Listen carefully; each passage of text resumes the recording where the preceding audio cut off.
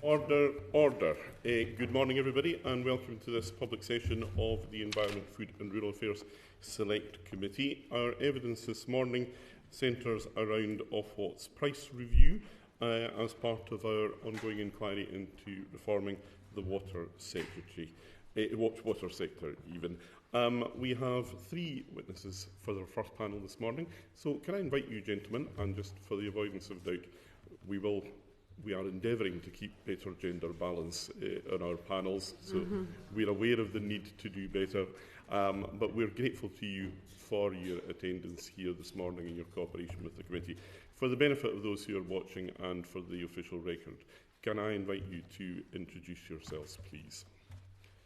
We'll maybe start on the left. Tom. Good morning, my name's Tom MacInnes. I'm the Director of Policy at Citizens Advice. I'm Keil. I'm the Chief Executive of the Consumer Council for Water. I'm David Henderson, the Chief Executive Officer of Water UK. Okay, good morning. Thank you all very much. We want to start just with a few very broad questions about the price review that was announced by Ofwat, the response in particular from the water sector. So perhaps starting with the questions to Water UK, if I may.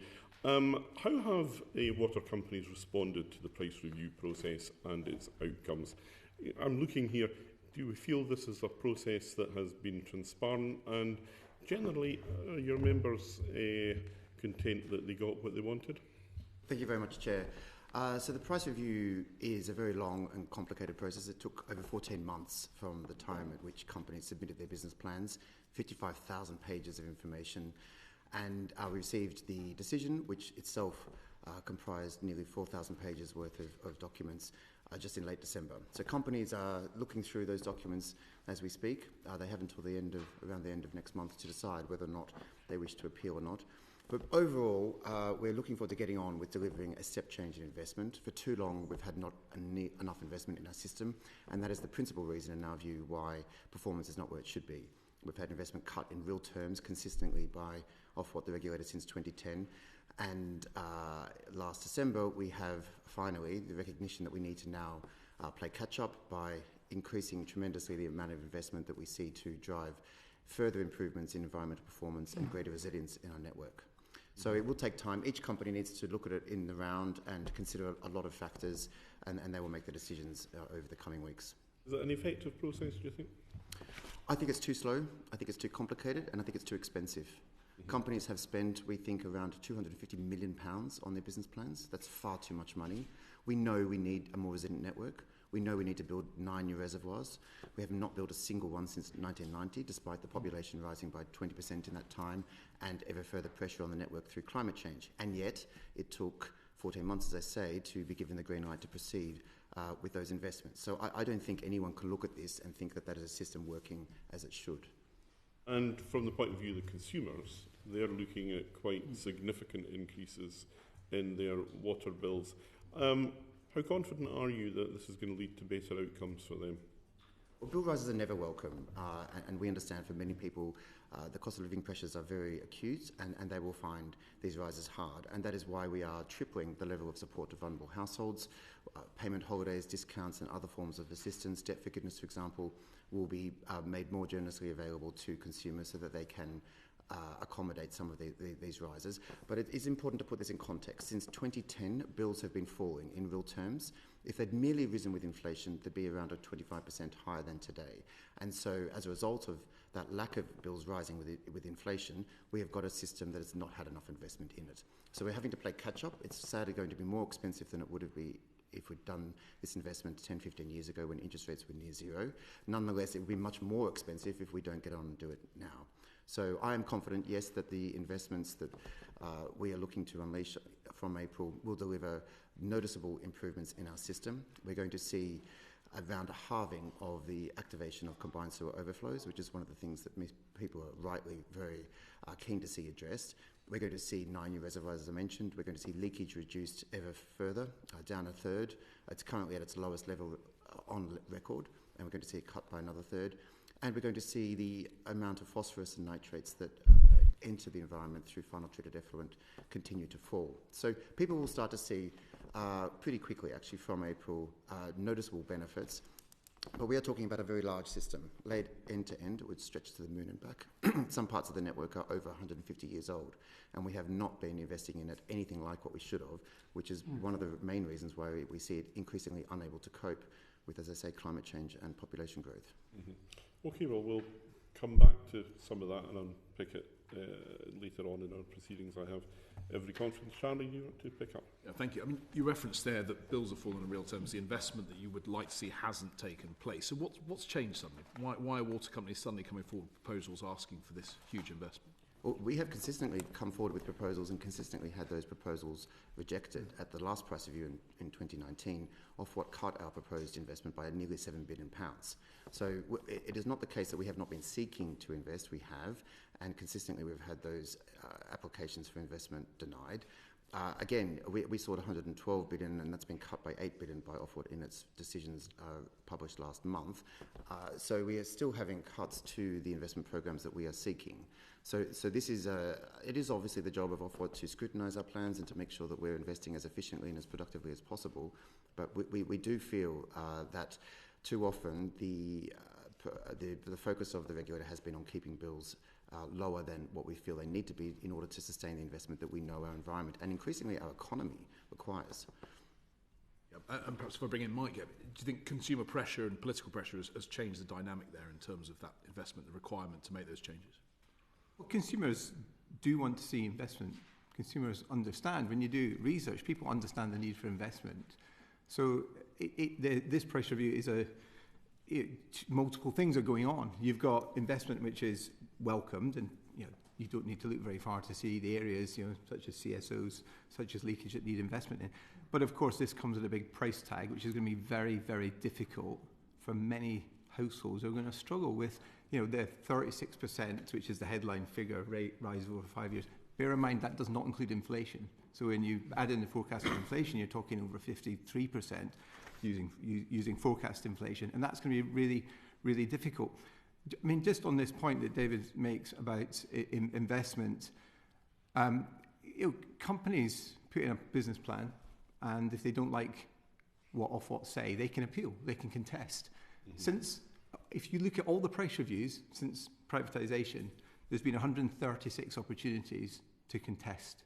Only 10 of those have ever been taken, which means that companies in the round have said we can live with that outcome.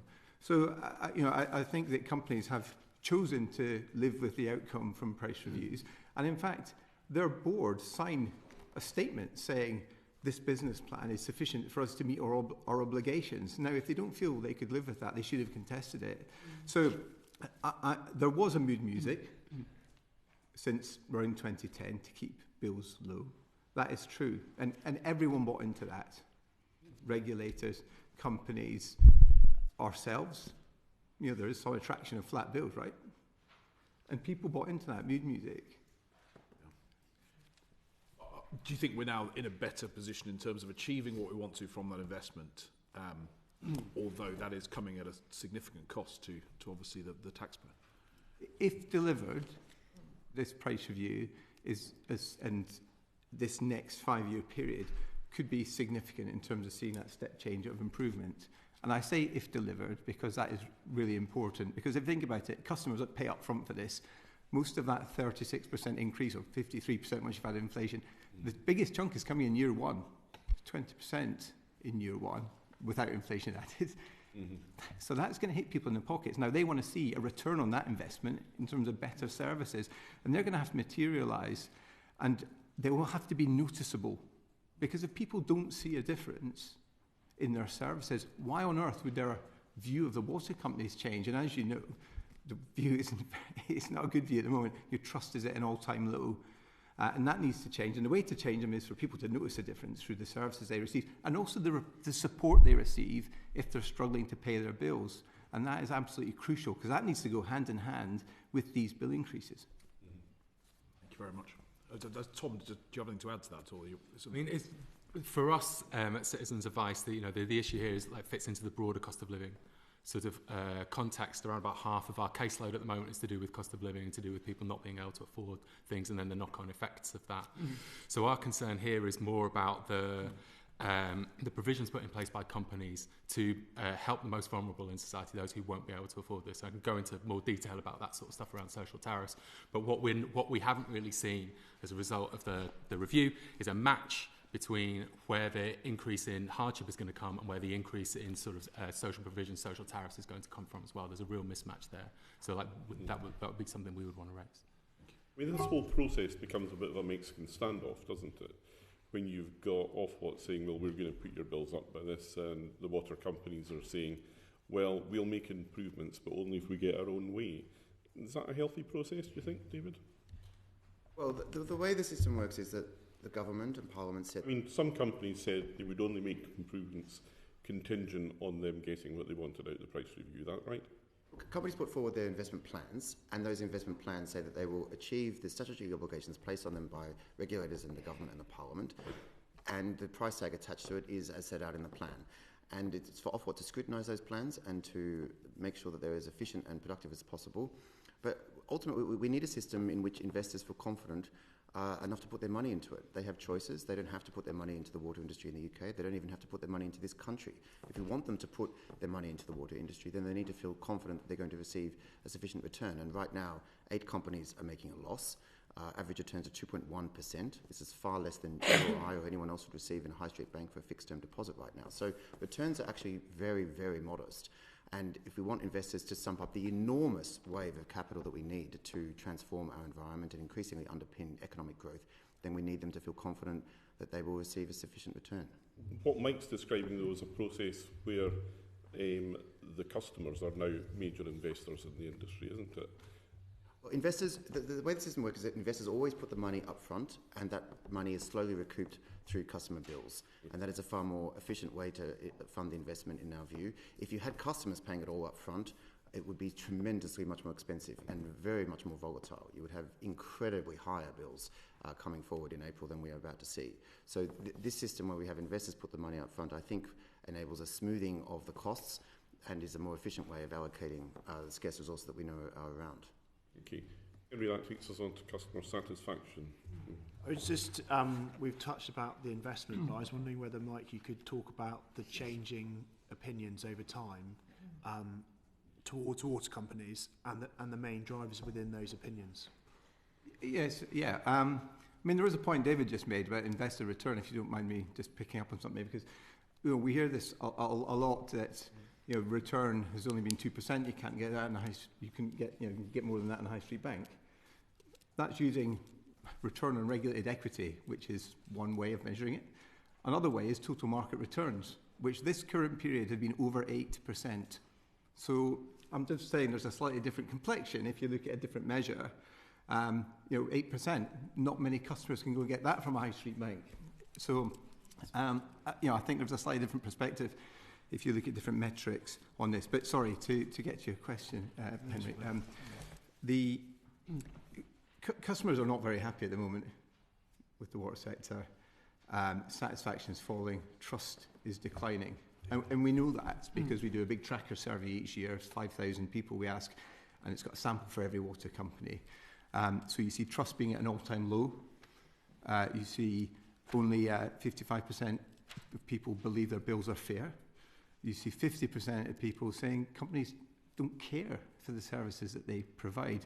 And when you look at what drives that, you see it's the environmental performance, because all the metrics in the survey that we ask around the environment are the ones that have fallen the most over the last few years. And just to give you an example, there's a question we ask about how satisfied are you with companies at treating sewage and safely returning it to the environment. That's at 35%. And that's fell 18% in 1 year. I mean, that's incredible. I mean, this survey tends to go up and down 1% in these metrics. So to see an 18% fall. So you see it's driven by environmental performance.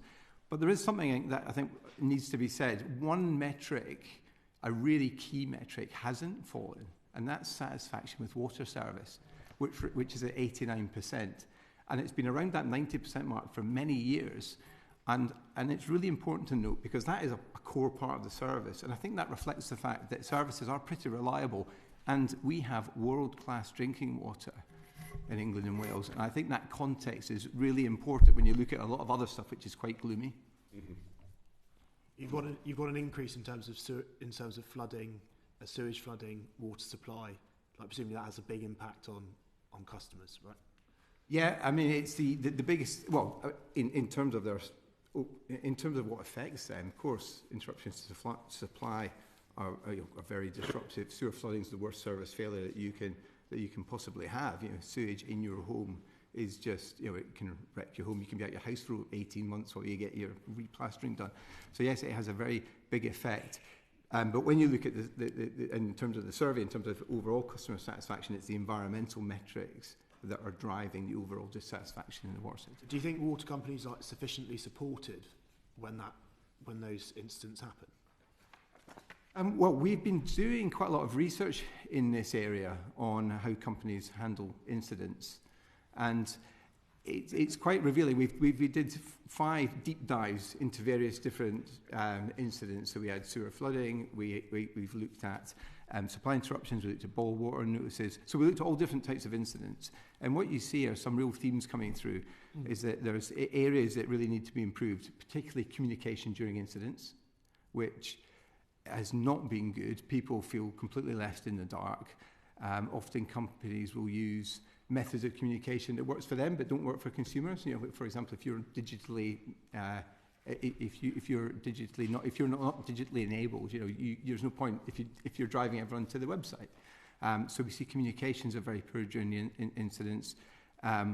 We also see that support during incidents in terms of bottled water is not great. Often locations are inaccessible. People feel they need a car. If you've not got a car, you can't get your bottled water. And then, of course, it's gridlock. So you see that as a key issue. But also if you're on the priority services register, so that's people that need extra help, that need bottled water delivered to their house. What you see are people who are maybe infirm, but they've had bottled water just dumped on their front garden. They can't go and pick up 20 litres of water. They physically can't do that. So you hear these stories. So there's a lot of things water companies can do to improve on incidents. And also after the event, they're not getting an apology. They're not getting any payments that are due, whether it's the Guaranteed Standard Schemes or through or any further goodwill. So you see a picture where this is actually an opportunity for the companies because, as I said, trust is at an all-time low. If you handle the incident well, you can actually build trust if you handle an incident well. But the flip side is also true. You can make things worse by mishandling an incident. So we've seen some incidents that have been handled very well, but we've also seen plenty of room for improvement. And Tom, is that would you accept what Mike's just set out there? I mean, in terms of how that impacts the most vulnerable often in our society with these outages and supply issues and sewage. Yeah, I mean, our advisors would deal with that kind of stuff as well at a local level when it happens, and we know that there's kind of real variation in terms of how that happens. I would broadly agree with what Mike's saying there. David, you've talked about the investment aspect in terms of the companies. We talked about the rate of return, and I was wondering what water companies are doing to actually improve the experience of their customers, because I think that that often gets missed when we're talking more generally, more big picture in terms of the industry as a whole. Yes, absolutely. I mean, the last thing any water company ever wants is for the quality or the supply of drinking water ever to be affected. It does happen very, very rarely, but whenever it happens, it's obviously a major inconvenience. And companies really do work their very hardest to ensure that it doesn't happen. And whenever, on the rare occasion that it does, that it's restored to full supply as fast as is possible. It is important to bear in mind that the resources that Ofwat supplies to companies to manage interactions with companies, it's called a retail allowance, since 2015 has fallen by a third in real terms. So that's the money that enables companies to run billing systems, to run call centres, to fund the teams to go out and read meters. So with a third fewer resources in real terms than were available in 2015, it is very hard to maintain, let alone improve, the ability to deal with customers, and that's a great shame. But we are looking forward to having that slightly increase. It's not going to go back, unfortunately, to where it was in 2015 through the next round of the price settlement, which starts in April, and that will enable us to have slightly more resources to enable a better service. But I can tell you, customers really are the first priority for companies in these situations, and really companies work as fast as they can whenever there is any issue at all. And those have been coming down. Supply interruptions are a fifth of what they were in 1990. Of course, we want them to be zero, but they are a lot rarer than they used to be. Are you satisfied by the changes announced by the government to the guaranteed standard scheme? Yeah, we welcome those changes. Companies have been going above those statutory minima that were set in the year 2000. They were very much out of date, so we were very happy to see the government update that standard scheme. We're looking forward to the secondary legislation that will give it effect after the consultation ended last month, and it will do two main things. It is significantly increasing the compensation payable to businesses and to households whenever there's an issue, and it's broadening the criteria. So any supply interruption now after 12 hours will see compensation payable, and we think that was a good move by the government. Mike, do you have something on this? No, I broadly agree with David. I mean, this was something that we've been campaigning for, actually, the update of the GSS, the Guaranteed Standard Scheme, because it was woefully out of date. So we'd been campaigning for this, so we were very pleased that government picked up our proposals and have run with it, and that's what was consulted on. There is another element that I think is a real improvement too, because there's a lot of get-out clauses within Guaranteed Standard Scheme that allow companies to avoid payment, particularly for extreme weather, and those are going to be removed in the future, which I think is a very good thing, because of course, customers want to receive compensation, and just because the weather's bad, it feels like not a good reason for them not to get these payments. And secondly, with climate change, we're going to see more extreme weather events, and this actually is a really good incentive for companies to adapt to climate change, and also just a good incentive for companies to get it right first time in terms of providing good service. So these are really positive changes that will act, hopefully, as a real incentive for companies to get things right, and will benefit hundreds of thousands of customers each year. Ellen, sorry, Tony, I thought you'd... I've got one more question. Right. Just wanted to come in briefly on that point, Chair. Come back. David, your response to the GSS update, the figures going up and the number of incidents that will be covered going up. You've mentioned that in incidents where the interruption lasts 12 hours or more, compensation will be payable when these changes are made. Is it your understanding that that covers both an outage where the water company turns off the supply because of, for example, an issue they identify in the supply, and incidents where the supply goes off because there's a burst and it's out of their control? It's my understanding that any interruption to supply will see compensation be payable. And is it your belief that that should be the case? As I said, all incidents should be covered? As I said to your colleague on the committee, yes, we welcome those changes. Okay, Henry, you wanted to finish off. Just a final point in terms of consumer representation within the water companies. We've got water special measures bill coming through Parliament, and I would be interested to hear your views about what further steps we could take, because you've talked about the importance of hearing that voice within the industry, and clearly there's a lack of satisfaction. So is there any further steps that you would like to see? Within the special measures bill, there are proposals to have the consumers more involved in decision making, and one of the things related to that we would like to see are independent consumer panels for every single water company, so not experts, actual customers who can challenge their companies directly. And I think this would increase accountability. It would also give companies a view on the lived experience of their customers, holding that mirror up to their performance. I think that would be very helpful, and also that could help with decision making. We just talked about the price review. Whereas the customer voice in that can often be drowned out by some very well-resourced other groups, particularly investor groups who have a very loud voice. So consumer needs a strong voice too there. Now, so we think consumer panels would be a really good step forward, really positive. We think they should be independently run, and we think that CCW should be the right body as the independent consumer body to oversee that too.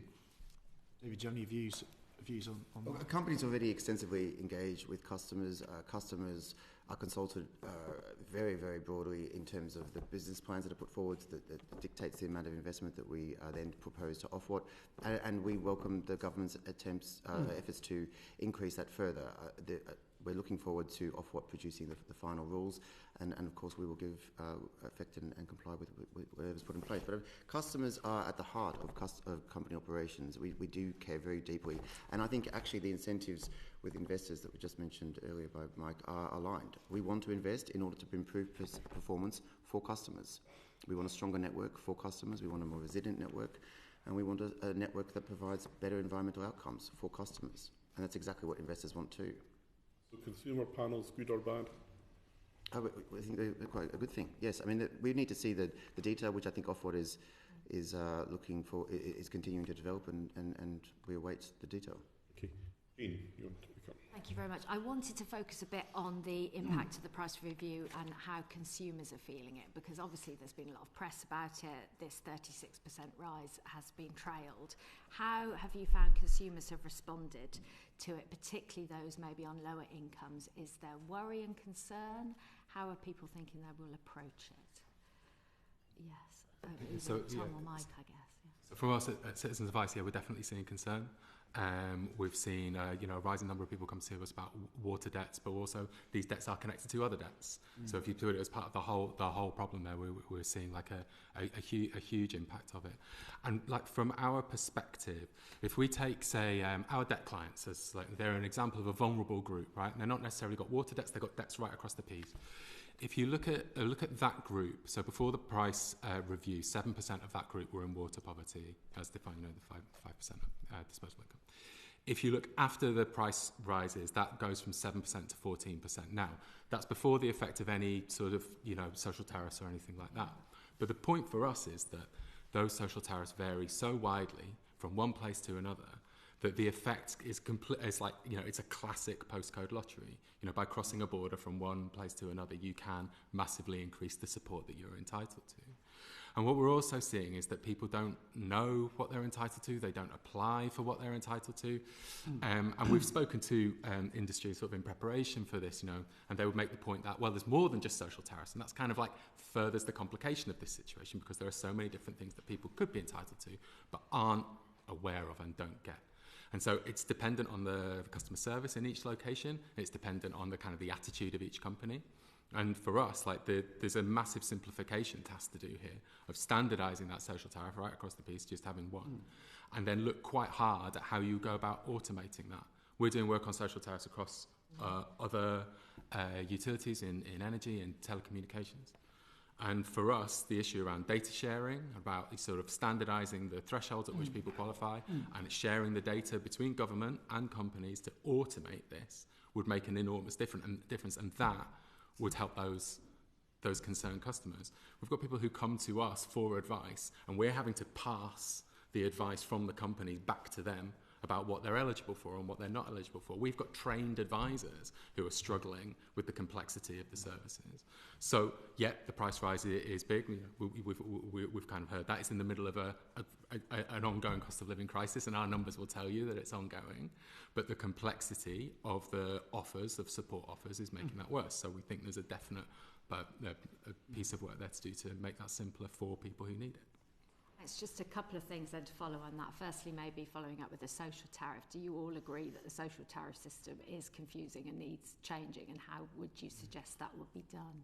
I mean, we carried out, on behalf of Welsh and UK governments, a review of water affordability back in 2021, and we had a really thorough look at that, and the issue of the postcode lottery social tariff came up. I mean, it is a ridiculous situation that you could have two families living in different parts of England and Wales. One, in exactly the same financial circumstances, one may get 90% of their water bill and one may get nothing. That's not a way to set social policy. As Tom said, it's confusing. And it's inconsistent. So that's why that review back from 2021 recommended one social tariff with consistent criteria across England and Wales, funded by a central pot. And that central pot's important because, of course, deprivation isn't evenly spread between water company boundaries. That's just where they drew the lines back in the day.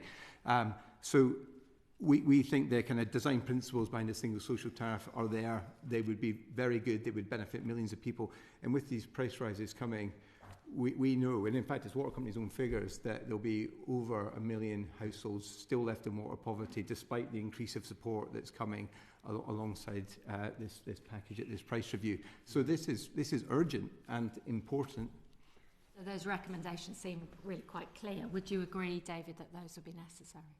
Well, the desired outcome that we have common criteria for eligibility across England and Wales, and at least a minimum level of support for meeting that common criteria, I think is absolutely right. It is the Floods and Water Management Act of 2010 that restricts the funding of any social tariff to within a company's area, and it's government guidance issued in 2012, which means that companies need to obtain the consent of their customers for any social tariff. So there is greater ability and greater willingness to fund social tariffs across the country, and that is why we see the discrepancies that have just been mentioned.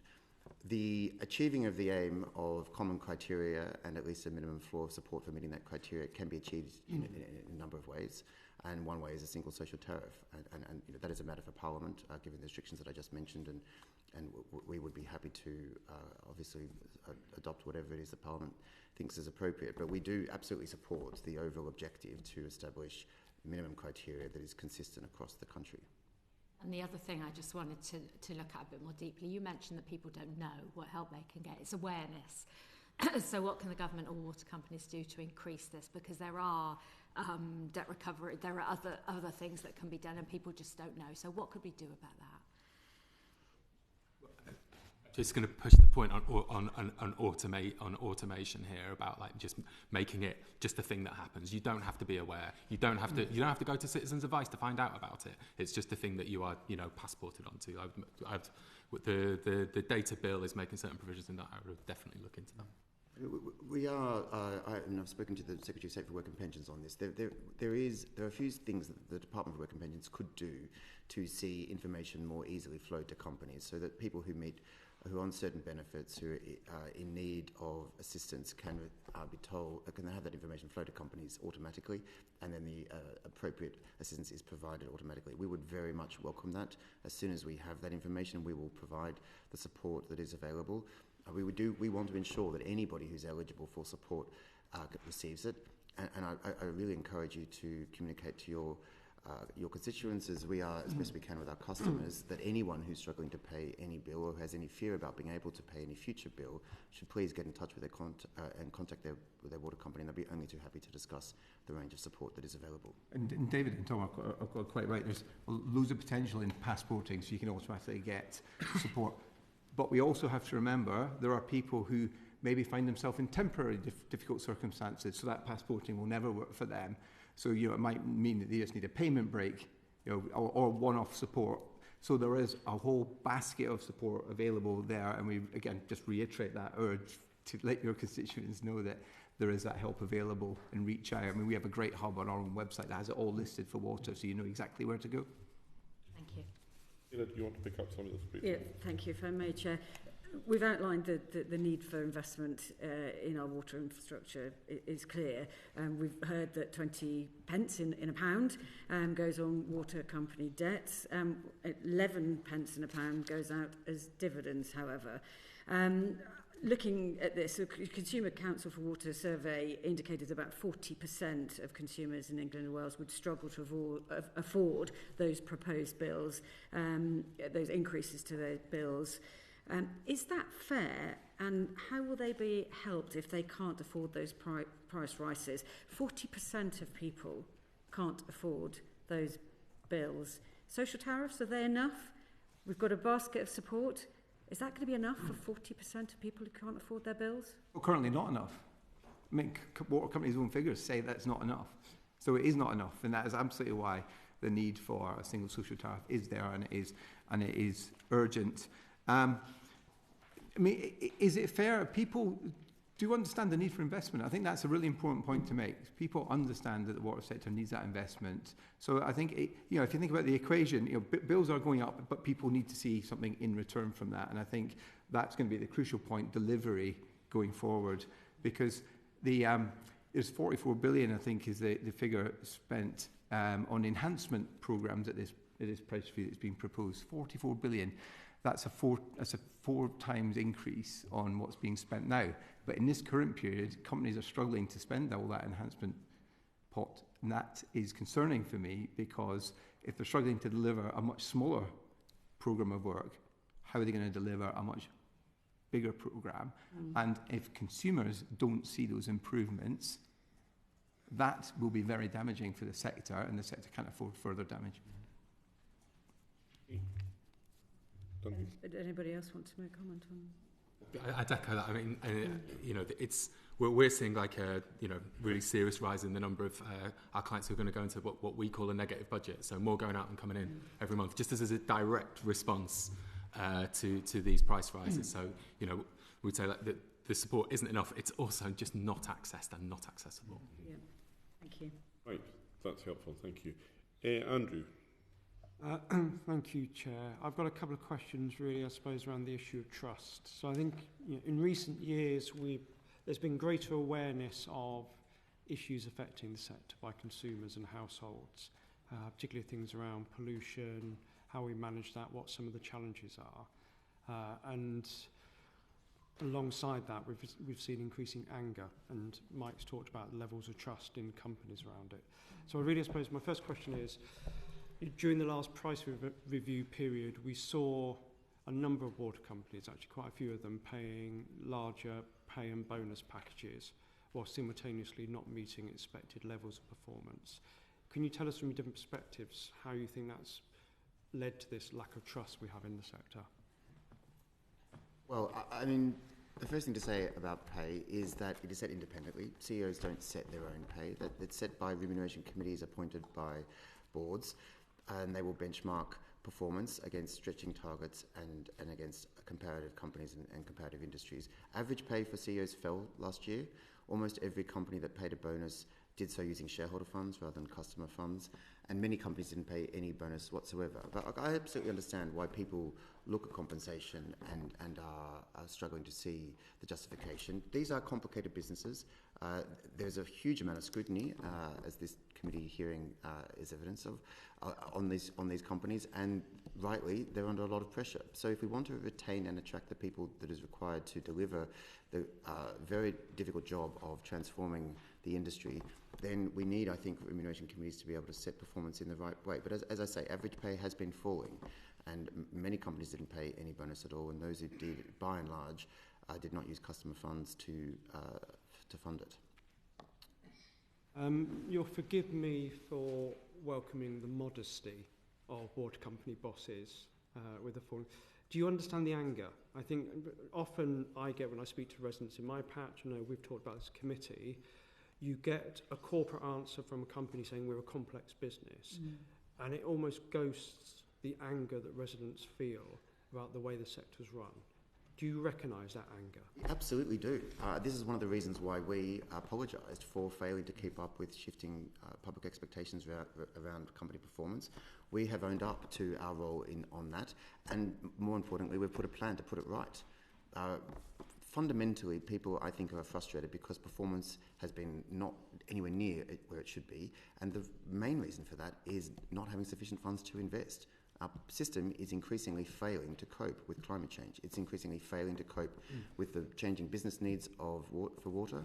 We have data centres that are very hungry for water, and it's increasingly unable to cope with population change. And it's because we have not been investing in it. That, I think, is the main reason why people are very frustrated, and they're right to be frustrated. Nobody wants to see homes unable to be built for lack of water. Nobody wants to see a cancer hospital delayed in its development, as was the case in Cambridge. Nobody wants to see data centres not being able to be built because of a lack of water. And unfortunately, we are increasingly seeing homes rejected, cancer hospital, as they say, in Cambridge held up, data centres unable to be built for no other reason than a lack of water, and that's because of a lack of investment. So that, I think, is what we absolutely need to focus on. But we do accept people are angry. Nobody looks at sewage flowing into waterways and thinks that that's an acceptable thing to happen. We have a plan in place to end it as fast as is physically possible. But this is a very large system, and it's a very old system, and so it will take time. But I think the first way to go down the path of restoring trust is to admit that we haven't always got it right, which is why we've apologised, and to put a plan in place to put it right, which is what we have, and that will start from April. A very large increase in investment across the whole. But to be clear, you've talked a lot there around describing the issues facing the sector. What you haven't said is we are sorry for the level of bonuses we took out of the system.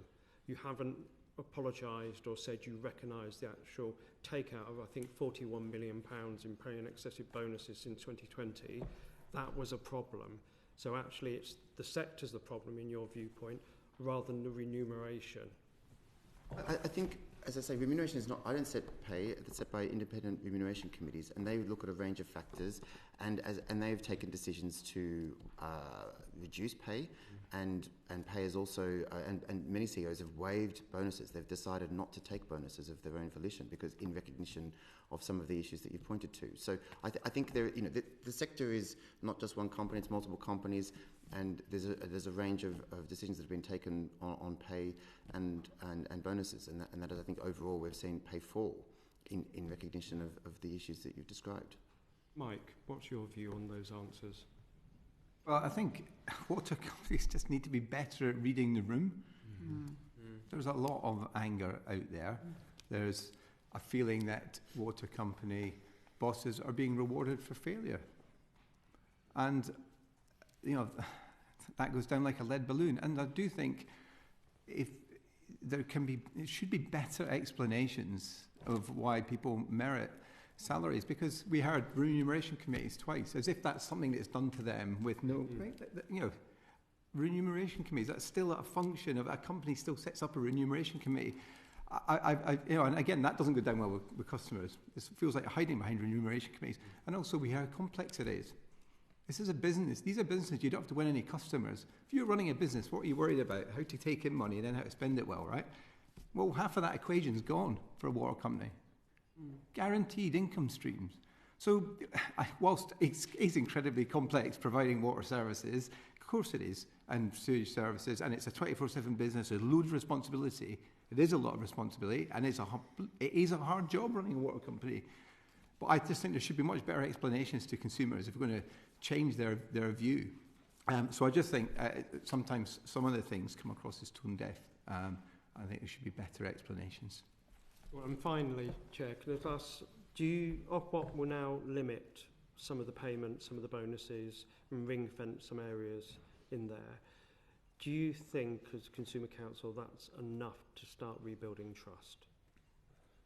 No, there's lots of things need to be done to rebuild trust. There's no silver bullet. We all have to recognise that there's not a single thing that's going to rebuild trust. There's going to be lots of smaller things done over a sustained period if we're going to turn this around. Now, we heard about some of them already.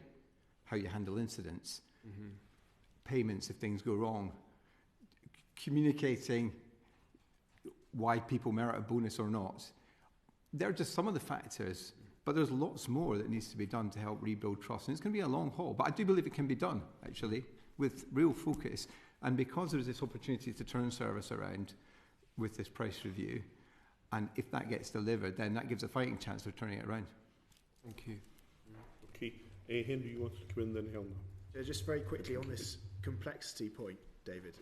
I just sort of amazes me slightly. I mean, you've got a natural monopoly, increasingly complex ownership structures, the level of financial chicanery that goes on. I feel like the level of complexity is imposed by certain companies rather than anything to do with the inherent nature of the water industry. The task of supplying the highest standard drinking water in the world, which is what the UK is, along with 3 other countries, it's regularly independently assessed internationally as such, 24/7, just about always, throughout the whole of the country, is not an easy thing to do. And to then take away the wastewater and treat it to about the highest standards in the world is also not an easy thing to do.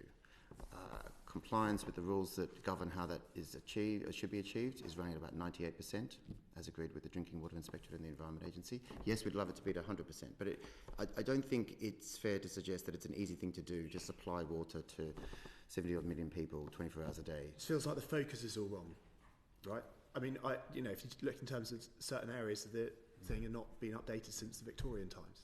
But yes, and if it's a complex industry, why are we having such issues around pay, structures, bonuses, all this kind of other stuff that goes on that creates time, energy, without concentrating on the inherent nature of the business, which is to supply water at a good quality level to the British public. Exactly. We've been very frustrated that we've not had sufficient funds to do what we needed to do. The focus has been on keeping bills ever lower, and the regulator's done a very good job of that. That's why bills have fallen in real terms, and they'd be a whole quarter higher today if they'd merely risen with inflation. I mean, I think given the challenges of climate change, they should have risen more than inflation. They haven't even followed inflation by a long margin, and as a result, performance has not been where it should be. So, yes, we could have appealed some of the decisions, as Mike mentioned earlier. There's an inbuilt incentive against doing that. It's very expensive, it's a distraction for management, and it causes troubles with the supply chain. So the system does not encourage, I don't think, a neutral view of whether one should contest the opinions of Ofwat or not. And on top of that, there's an inbuilt incentive not to ask for sufficient funds in the first place. If Ofwat doesn't describe a business plan as being, in its view, good, then a penalty is attached. So the system has discouraged asking for money. It's then consistently cut every request for money, and now we have a system increasingly not delivering anywhere near where it should. And so we're having to play catch-up, and it's going to be very expensive, and it's very sad that is going to mean higher bills than what we should be having to incur. But that is a function of not having sufficient funds to invest. Right. We've got a heavy programme this morning, so I'm keen to make as much progress as we can. I've got Helena and Sarah wanting to ask very quick questions, and then I think we'll draw this part of the proceedings to a conclusion. Helena. Thank you, Chair. David, my question is for you. You represent the water industry. I think your evidence today suggests you are somewhat struggling to read the room in terms of the level of anger out there in our constituencies at how water companies have behaved, polluting our seas and failing in their basic services. You've blamed lots of other people for those failures today. You've blamed climate change. You've blamed changing public perceptions as if it's the public's fault and they've changed their mind about what they want to see. You've blamed lots of things, but you haven't put your hands up as a water industry and said it's our failure to invest the money in the ageing infrastructure over many decades, siphoning off that money instead for shareholders and bonuses, instead of fixing the crumbling infrastructure. I don't know any other industry where it's somehow somebody else's fault if you don't invest in your own equipment and your own infrastructure. If you had a food manufacturer, for example, they wouldn't be sitting here saying, oh, we can't supply food anymore because we failed to invest in the pipes or the equipment we needed 20 years ago. So do you not accept that the industry needs to take responsibility for siphoning off the money meant for investing in crumbling pipes instead into the pockets of shareholders and bonuses? Food industry is not an absolute monopoly that's regulated in its economics. Aviation, transport, energy are, and they are only able to invest as their respective regulators permit, and the same is the case for water. You do accept there's a problem with the structure of the water industry? Yes, absolutely. The system is not working. And you would like to see a different structure in the industry? You'd like to see a different model of ownership? I represent companies in Northern Ireland and Scotland, Wales and England, where the ownership models varies from privately owned to completely state-owned, and the challenges are the same. We saw in Paris, state-owned system, sewage in the Seine, so much so that the triathletes had to have their Olympic schedule adjusted. So this is a common problem across the Western world because we mix rainwater with wastewater. It's an engineering problem. It's going to take a lot of time and a lot of money to fix. Yes, we should have been on this earlier, and we have apologised for that. I think I've made that very clear. We are sorry for not recognising that sooner.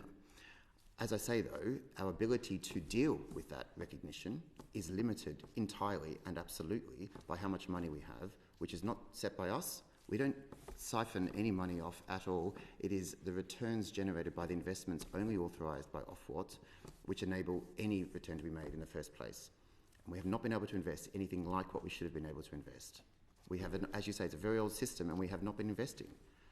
You've got a one sentence question. Yeah, thank you, Chair. £1 billion was paid out in shareholder dividends in 23-24. Could you just outline the link between performance and dividends? And do you see that foresee the number of dividends decreasing following Ofwat's new regulations? So dividends are paid out of profits, and profits are set by the regulator.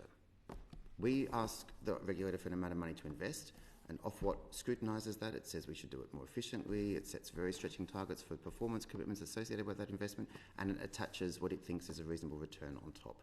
And as I say, last year returns were 2.1%. So returns are very, very modest. We can only pay dividends from previous years following privatisation. Since 2020, they've been under 3%. Mm-hmm. 8 companies made a loss last year. 6 companies made a loss the year before that. One company, Affinity Water, has not paid a dividend in 8 years. Several companies not paid dividends in over 5 years. There are many companies where the investors have received nothing but losses for many, many, many years. So The argument... Consumer confidence? I beg your pardon? Does that give consumer confidence? No, which is why it's not working. Everybody, well, everyone I speak to, and I suspect that you speak to, thinks the system is not working. It needs major reform. It has not been keeping up with public expectation, but also statutory obligations. It's not been keeping up with the increased pressures placed upon it. We have the lowest pipe replacement rate in Europe. It's a tenth of the average. And that's because of what the regulator has not been giving us sufficient funds to replace those pipes more frequently. Yet dividends are still being paid out. As I say, in 8 companies, there's no dividends because they've been making a loss. 6 companies before that. And the dividends of which you speak come from returns at a 2.1%. We have a system in England where investors put the money up front on the expectation that they receive a modest return. We could have the system in Northern Ireland where the Exchequer pays for the full upkeep. And I think anybody who goes to see the network there will see very similar challenges, if not greater challenges, than we see in England.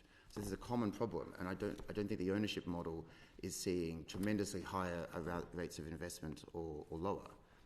As I say, France, state-owned system, state-run, same problem, same challenge.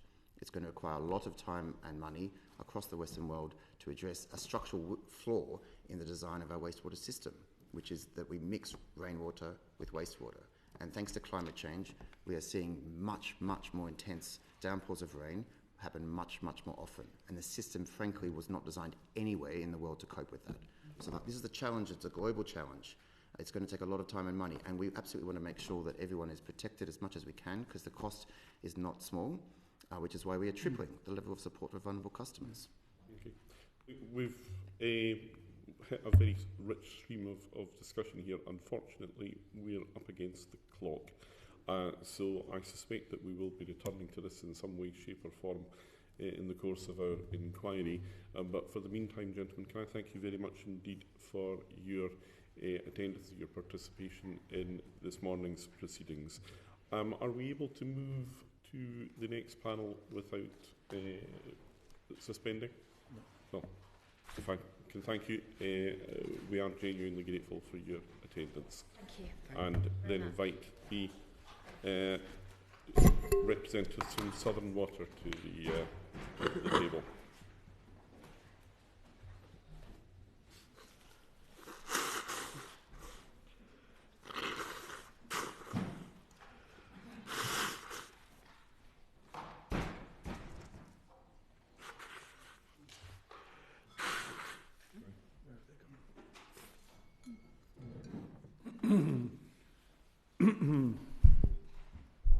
Have we lost Lawrence? Pop to the loo. All right, okay, in which case I will suspend the sitting. It's sensible that everybody should be comfortable.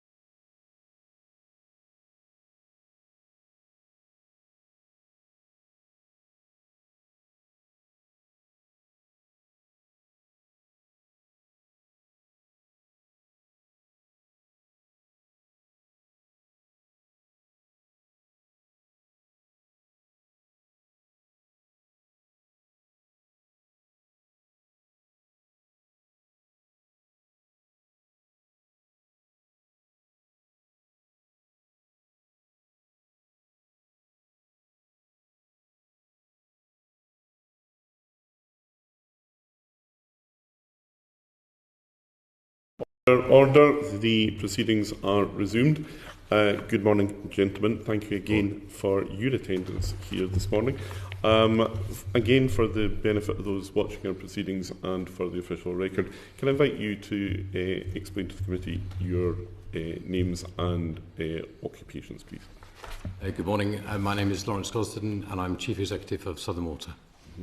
Hello, I'm Stuart Ledger and I'm the CFO for Southern Water. Okay. Good morning, and again, thank you for your attendance here. You are the only water company we're hearing from this morning, but just lest you feel picked upon, let me assure you, we now have a forward programme of business that will be seeing a further 8 of the water companies that are in operation. You were in attendance for the earlier part of the proceedings. I hope, if nothing else, you'll have taken from that the members of this committee are very concerned to ensure that in our inquiry and our deliberations, the proper focus is given to the customer experience. It's the customers who are our constituents, who bring their concerns and with which we are charged to deal in large part as members of Parliament. So we do have some fairly high-level questions around strategy and ownership and leadership, but I want to start this morning's proceedings with some questions concerning outages, interruptions and incident response. And I'd like to invite Helena Dollimore to kick off proceedings on that. Thank you, Chair, and I need to start by declaring an interest as a customer who lost my supply for 5 days last May in Hastings, and also as the co-chair of the all-party group for water pollution. Lawrence, your company has the worst record of any water company when it comes to water outages, customers losing their supplies, sometimes for many, many days at a time.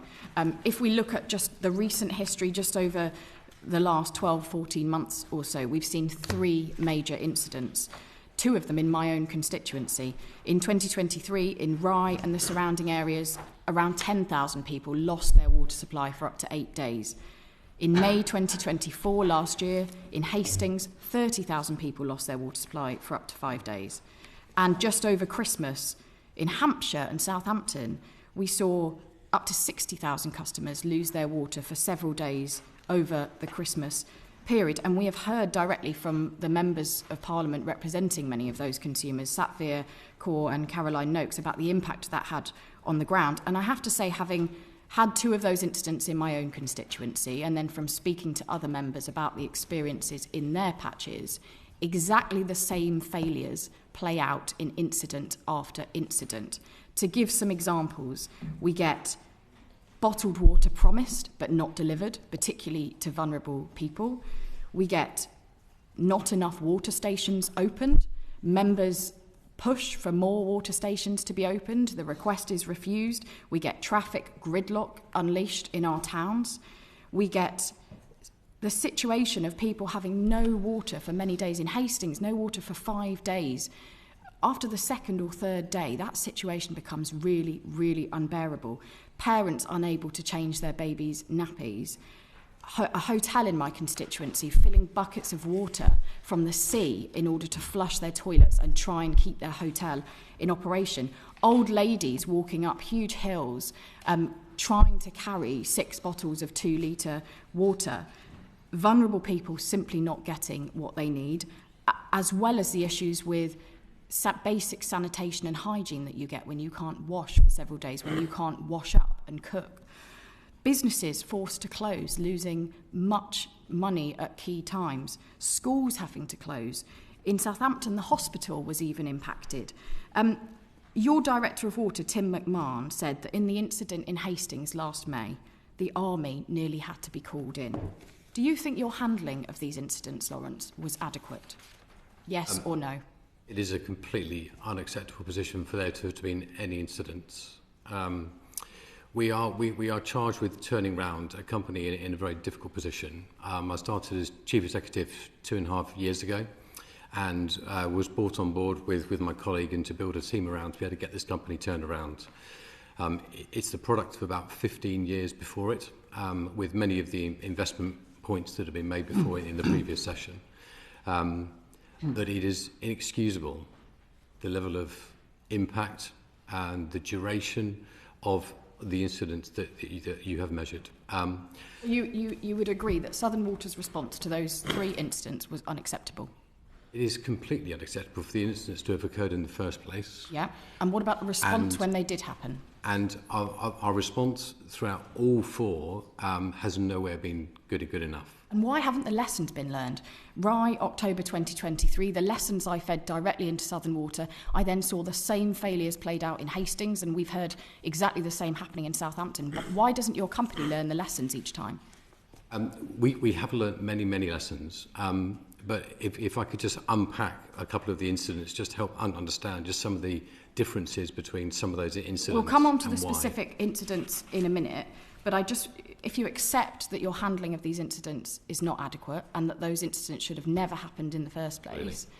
why did you choose to take a bonus of £160,000 in July last year? If I could answer the question about the incidents first. The incidents are differing in nature, and I won't talk through all of those in the interest of keeping it succinct. But the incident in Rye related to a burst pipe underneath the railway line. It was an extraordinarily difficult fix.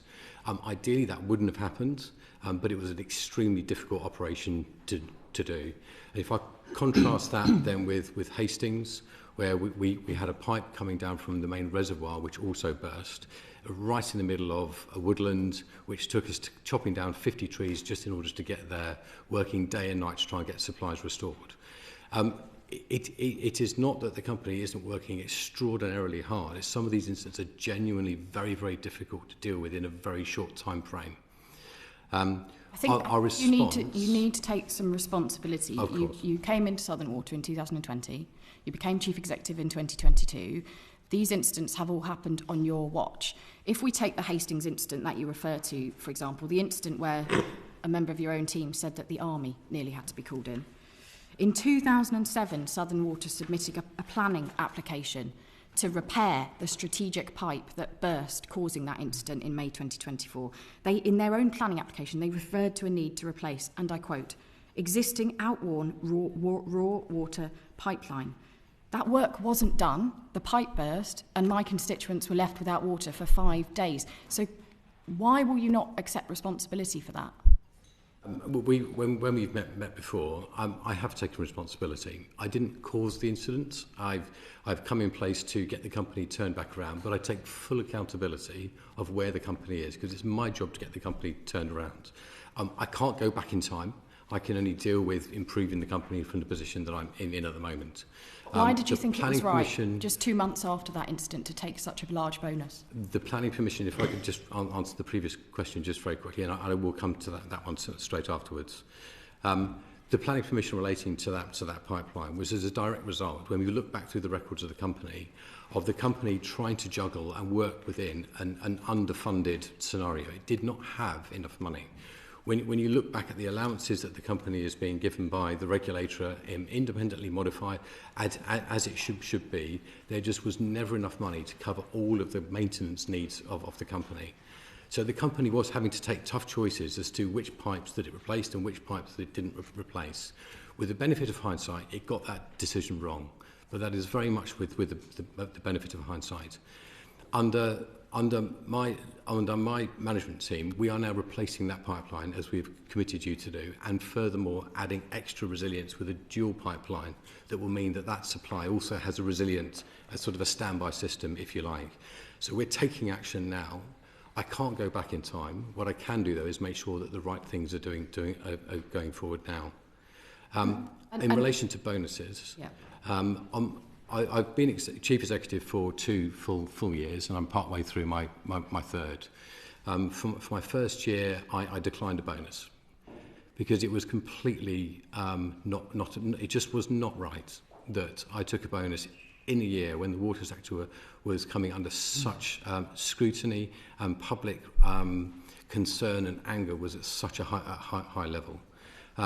In my second year, the majority of the bonus was disallowed, and you are right, I did take a bonus related to water quality improvements and safety improvements only, and that was because our bonus scheme is directly related to the performance improvement of the turnaround plan. So that is as directly back to back with that plan, and we set very stretching targets, and whilst we improved, we didn't deliver everything that we set out to do, but we did move from bottom of the industry on water quality through to just outside the upper quartile of the industry in 1 year. So it was related to that, and that was the specific condition there. You've spoken about the need to invest in crumbling infrastructure and decades of underinvestment in that infrastructure. What I've got here is just in the Hastings area, a list of all of the pipes that your own documents define as aged assets prone to failure. I'm sure the pipe that burst would be one of those on that list. You say that there's been decades of underinvestment. The investment in Southern Water has not gone into that infrastructure, which is why we have such a long list in front of us. But in 2017, Southern Water paid out £60 million in dividends to shareholders. So why wasn't some of that £60 million used to try and reduce this list of pipes bound to fail? That is exactly what has happened since 2017. So since 2017, there have been no dividends paid by the company whatsoever. And we have deliberately overspent to reinvest that money back in. So you'll see the record of Southern Water last year, it was a loss. And that is because those what would have previously gone as returns to provide the financing and the incentivisation through to dividends has been stopped. You accept that was a failure. Before 2017, you accept it was a failure of Southern Water to not invest in fixing this infrastructure? Well, I think it's easy to look back at that position and wish all sorts of things. I would love to have challenged, I would love the sector, to be frank, let alone Southern Water, to have challenged the regulator more when we should have fought harder for the money that we needed to keep pace with customer expectation. We should have done that without any doubt. But I can't go back in time. What I can do is we have shareholders on board who are supportive now. They put 1.6 billion of money into the company over the last 2 years. That's paying for the turnaround of the company and getting the company back on track. And with that support, we are able to move quickly.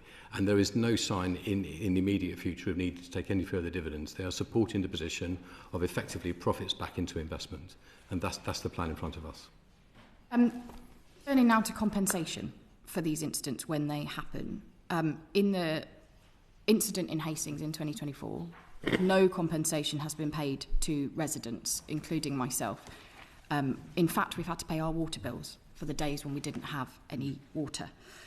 In the Southampton incidents that we've seen, the one last year, around £30 per 12 hours was promised to households for the time they were without water.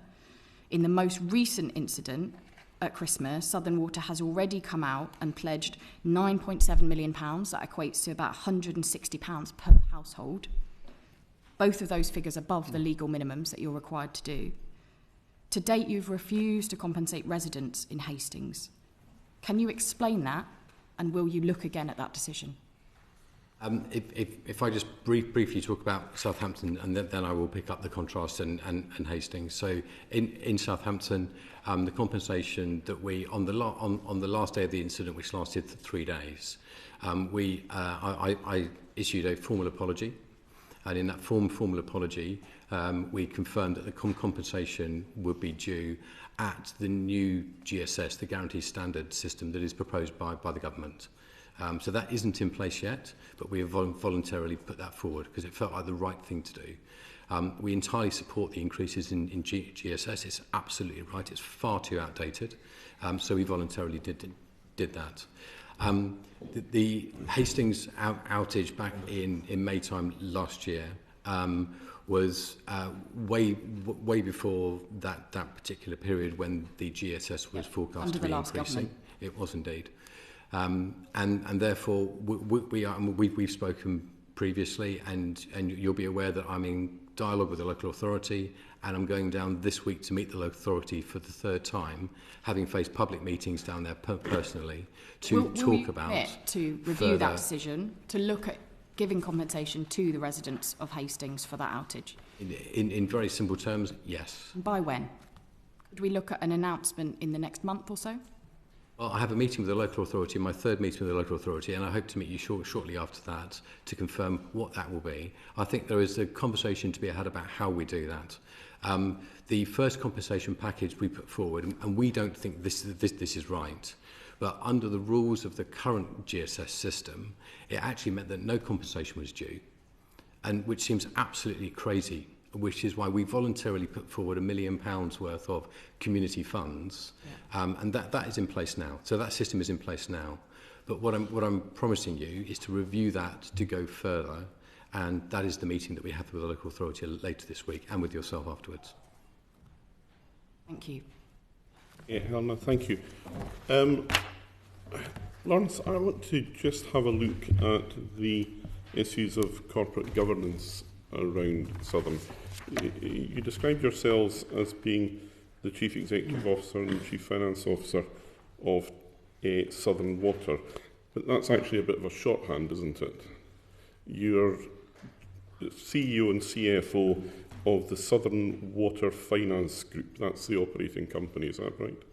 I'm Chief Executive of the operating company only, so the company that runs the day-to-day service for the organisation, and I'm not a director of any other company. You're not CEO of the other 14 companies in that structure? No. I am a director on some of the financing companies. Right. So can you, for the benefit of the committee, just list the companies that you are CFO of? I'm the CFO of there's two financing companies that sit underneath the structure, and also the financing company that sits above. So can you list the 14 companies for the benefit of the committee that make up Southern Water? Yeah, I can do. I find my structure. Would it help if I listed them for you and you can tell me if I've got them all? So I am of on Southern Water Services Group Limited, I believe, the holdings company, Southern Water Services, and then the two financing companies that sit underneath that, Southern Water Finance PLC and Southern Water Finance Limited. So the full list of companies is the Southern Water Finance Group.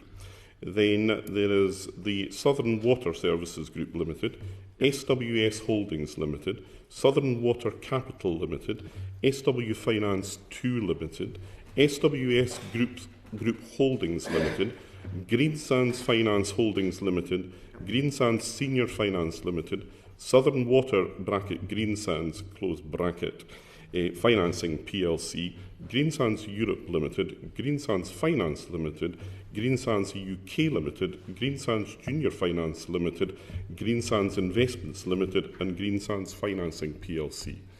Is that correct? They are all the companies in the group. Okay. Correct. Tell me, do you think that corporate governance helps or hinders the delivery of good outcomes for your customers? Really, really clear. The main focus and where we spend all of our time is on Southern Water Services Limited.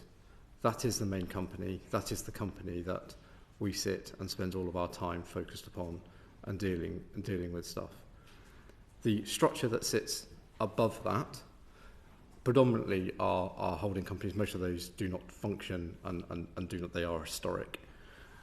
There is some debt that sits further up that chain at the top. There is some debt that sits further up that chain, some holdco debt, which is common across water companies and across other utilities as well. That is managed by our shareholders. It is not managed by and does not encumber the operating company. Why is it necessary to have this corporate structure? It is necessary to have the corporate structure that sits immediately around the operating company, and it is necessary to do that in order to fulfil the requirements of our financing, which effectively take the licence and add extra sets of requirements on top. So they kind of put the licence on an extra setting, and that's really to make sure that we do all of the right things in that space. The rest of that, as I said before, that is really either a history thing or as a piece for shareholders. There's still live companies according to Companies House. Sorry? There's still live companies according to Companies House. There are, correct. Yes. So it's not historic, they're still functioning. They're still functioning, but they were there for historic reasons. Most of those companies do not actually perform a great deal of transactions. There are companies that sit at the top that do, and they hold the debt. This is a ridiculously overcomplicated structure, isn't it? It is not uncommon across utilities, full stop. Not just water. That wasn't quite the question that I asked. It is on a piece of paper, like the one that's sitting in front of me and the one that's sitting in front of you. Yes, it does look more complicated. The reality of managing it is much more simpler. Okay, now you are 82% owned by Macquarie, is that right? 87. 87% now. And your other owners are JP Morgan, UBS and Hermes Infrastructure? Yeah, they're the main other ones that are left, correct. Yeah. In 2021, Macquarie assured Ofwat that it would strengthen the financial position of Southern Water and adopt an attitude of zero tolerance to pollution. How's that going? Well, we have made strong progress, but we have a lot to do. So if I contrast to have 2020... you been subject to a zero tolerance approach from your owners? Absolutely. Without any doubt. The rigour and the scrutiny that we receive individually, directly from our shareholders, we meet with them monthly to talk about the performance of the company and the turnaround that we are effecting. The track record, if I might just say one quick point on track record, just prior to ownership, the company, through failed infrastructure, had around about 400 pollutions a year, which is an utterly unacceptable number. We've been able to reduce that number now down to about 230 to 240 on this current year. So 270 to 240 incidents this year from a zero tolerance approach from your parent company. Absolutely. What's the penalties then for the zero tolerance? We can't turn the company around overnight, so therefore we are bringing the company down 40% over the last 2 years. We plan to take the company by a further 20 to 30% over the coming year, and then at that point we are getting to the point where we are good in industry comparison. We have a lot to do. Accepting for a second that is progress, it doesn't sound like zero tolerance. It sounds like quite a tolerant. Not at all. Because of the level of... Well, the penalties are directly personally. So in terms of the remuneration, that's directly related to the environmental performance of the company, which is paid out as zero. So there's been no payment because we set even further strategy. So we aim to reduce pollutions by a larger number than 40%. We aim to reduce them by 50% in the first year. We did 40%, which, to be frank, was a huge achievement in the time available. But we didn't quite get to the 50% that we set and agreed with our shareholders. So the remuneration paid out at zero, and quite rightly so as well. So we are directly being held to account for that performance improvement. Now, you told Helena that you didn't take a bonus in your first full year. Yes, correct. You did in the second, but did I understand you correctly to be saying that you would have been entitled to but chose not to? In the first year? Yes. Yes, but it would have been relatively small. So it was really because the performance in the first year made a substantial improvement, but it didn't make quite the improvement that we ended up wanting to push the company for, and that's because we're setting stretching targets. So you forwent a bonus, but it wasn't a very big one. Well, I think that's one take on it. The take personally from me is that it was the right thing to do. When I came into this company, my friends and family honestly asked me what on earth I was doing. This is not an easy sector. It is particularly not an easy company within a difficult sector. But if people don't step into these difficult jobs and start to turn these companies into what the consumers and what the public want them to be, then we're going to be in a very sorry state. So I did it because it really matters. So it is a choice of heart as much as head. Right. Now, to stay with the question of Macquarie, you both worked for Macquarie when they owned Thames, is that correct? We worked for Thames Water. Thames Water, but it was, sorry, I beg your pardon, you're correct. You worked for Thames Water when it was owned by Macquarie, is that correct? Right. For you both. Can you tell us how long you were there for and what you did? I joined in 2006 as I joined the company to deliver the capital programme and delivered many construction projects, including part of the Tideway Tunnel, the early part of the Tideway Tunnel, which delivered about a 40% improvement to water quality on the River Thames, plus a whole host of capital projects. And then I finished my time at Thames, having turned around the company's environmental performance and taken it from a 1- and a 2-star company under the Environment Agency's league table through to a 3-star company. And I left the company in 2019. Mm-hmm. I joined in 2008 and left in 2017. During that period, I held a number of finance roles, so a financial controller, and then a divisional finance director. Macquarie is out of Thames now, but as water industry professionals, how would you characterise the condition in which they left it? I honestly believe those questions are best provided answers by Thames Water themselves. But from our perspective... You know the situation, you work there. We do. You've got 30 years experience in the industry. How do you think Thames Water sits now that Macquarie's no longer in it? Without a shadow of doubt, the characterisation of my personal time inside Thames Water was that Macquarie pushed very hard for the capital programme to be delivered effectively. And I received support for all the capital projects that we were putting forward to improve all sorts of, from replacing Victoria Mains in London all the way through to major tunnelling operations. So my personal experience was one of support for delivering the capital programmes and getting the infrastructure build done. The challenges, many challenges that Thames Water has suffered, but one of those undoubtedly is the company has not had adequate funding to keep on with some of those capital programmes. And if you look back particularly over the last 10 to 15 years, as is the same with Southern Water, is that this last decade or 15 years worth of flat bills has certainly done damage. Good progress was done in the first half of privatisation, and I think in the second half, that flat bills area has been a huge lost opportunity for not just Thames Water, but for all of our companies, and particularly Southern. Okay. Look, I mean, for reasons that I'm sure we can all understand, you don't want to characterise the influence of Macquarie on Thames Water. There's been no shortage of people, though, who have been prepared to do that. To read it shorthand, there's been a widely held view that they left it with high levels of debt, having taken large dividends to shareholders and bonuses to executives working in the company. You've now got them as your owners in Southern. What are you doing to ensure that Southern doesn't go the same way as Thames? Well, I think their record is direct and can be seen. So within the first year, they have put in initially £1 billion worth of equity into the company. And then when we went forward with the turnaround plan to get the company back on track, which required a further injection of equity, they directly supported that. And within a few months, we had a further £600 million of money coming into the company from shareholders and from Macquarie. So their record is one of direct support, bringing the equity in that we needed to fuel the turnaround of the organisation.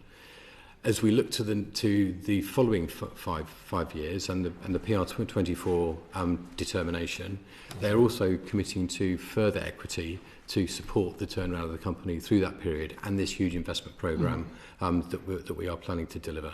So their record is one of investing in Southern Water to enable the company to get back on track and for it to deliver these huge infrastructure improvements across water quality, river improvement, combined sewer overflow reductions, nutrients from rivers, replacing water supplies in Hampshire by over 40% of our current supply. And they are directly engaged on that endeavour. And just finally, after all that, can you tell us how you're rated by Moody and S&P? Yeah, so we are rated as investment grade by We are rated by investment grade rating for S&P and for Fitch. We have 3 credit ratings, to be clear, and 1 notch below investment grade by Moody's. Right. And Moody's? Moody's one notch below investment grade by Moody's. And what does that mean? In terms of what's the consequences of that? I've heard it described as junk status, is that correct? That is sort of the term that the press like to use. Yes, sub-investment grade is generally the sort of official term. Okay, thank you very much. We're delighted to be joined today with the Chair of the Environmental Audit Committee, Toby Perkins. Toby, can I invite you to pick up the questioning and the financial challenges? Yeah, thank you very much, Chairman. Just going back to the question being asked about Macquarie's and their role in this. You clearly worked for Thames when they were run by Macquarie's, and then were brought in by them at Southern. I mean, are you suggesting that Macquarie's time at Thames Water was a success? Is this some kind of model that you're going to be following now at Southern? Do you see that as a success? No, not in any way. But I wasn't brought into Southern Water by Macquarie. I was brought into Southern Water by the previous shareholders and by the previous management team. And one of the first things we had to do was to sell the company, because the company needed refinancing. It needed new shareholders that were prepared to put money into the company. And the result of that process was Macquarie. I had no idea that was going to be the case. But their direct action in putting money in gives me the assurance that they're a supportive shareholder who are doing the right thing by the company. But you wouldn't see their time at Thames as a success? I honestly believe that the questions for Thames Water are for Thames Water to answer. But I would say that the significant levels of debt, Macquarie have been already very, very transparent around effectively that would not have been the case in the current environment with higher interest rates. In a previous environment with lower interest rates, when you're trying to genuinely optimise your repayment of your capital between debt and equity, it is not an uncommon thing to do to be able to increase the debt during a low interest rate era. But that is not the case now. And right. The economic... And how confident are you in the stability of Southern Water's finances right now? So we are much more stable than we were, but we are coming from a pretty low base. So the downgrade that was just talked about a moment ago, that was actually an industry-wide downgrade. So the whole industry was downgraded. But because of where Southern Water has been at historically, it was already operating at a lower level. So if you can imagine, the whole industry moved down, but Southern Water moved down a bit further. I have complete confidence that with the support of Macquarie's further equity as we go into the next 5 years, together with what they've done already, that will put us into the right financial standing that we need to turn the company around. Encourage your friends and family to buy shares in your business? Well, we're not a listed company, but certainly I have confidence in the future financial stability of the company. But we have a lot of work to do. We're coming from a low base, and we've come into this company to get not only the financial stability turnaround with the support, but also the performance. I mean, not just the credit agencies that you referred to, but Ofwat's financial resilience report was stated it was unconvinced that your plans would ensure the company's financial resilience. I mean, how concerned are you about it, about the performance? I mean, specifically in terms of the financial stability, that related to Ofwat's confidence about future equity, that was at quite an early stage in the conversations with the regulator. They're now, with further dialogue with directly with our shareholders and with the management team, we believe we're now in a confident position with that further equity support. Yeah,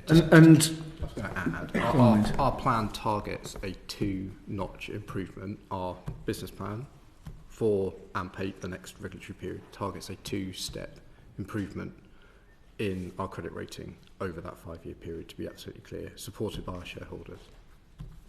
And when, I mean, you said that, you know, the entire industry had a downgrade, but obviously you were starting from a low base.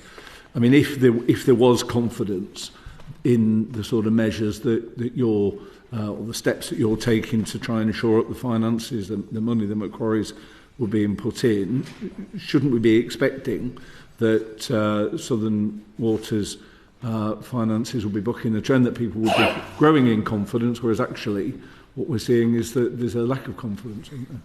Right. So I think we just need to just go back to the beginning of the year.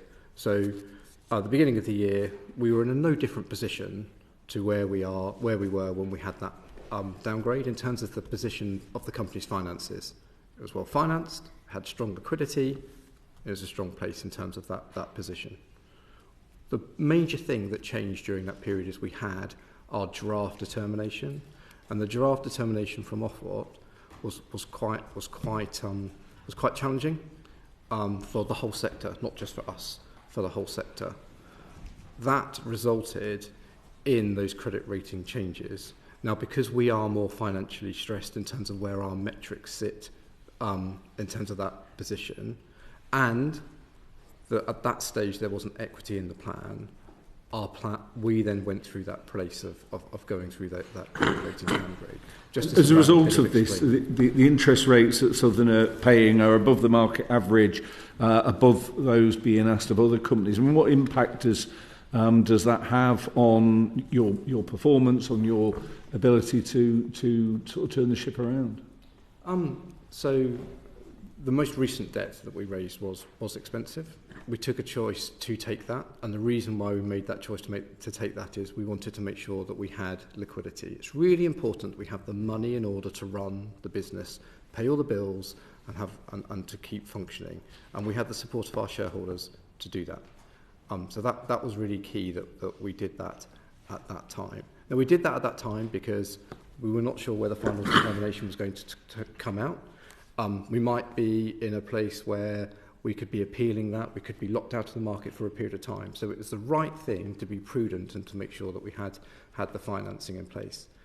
Since that has come through, since the final determination has come through, and since we've put forward our further plans around equity, we've seen the pricing of debt come down for us, and we've seen that tighten by around 100 basis points from where we were. Now, we are still more expensive than than a number of the other people in the industry, and that is part reflected where we are in terms of our performance, because performance affects revenues effectively. So as we move forward and we start moving forward the performance, we will then start to see that shift, and credit ratings moving as part of the plan. Credit ratings just don't look at your finances, they look at the whole performance of the company in the round. Precisely, and on that point, I mean, the Chair referred to the very sort of complicated structure in terms of the companies. I know you sort of somewhat dismissed that and suggested, well, look, there's lots of different companies, but many of them don't do anything.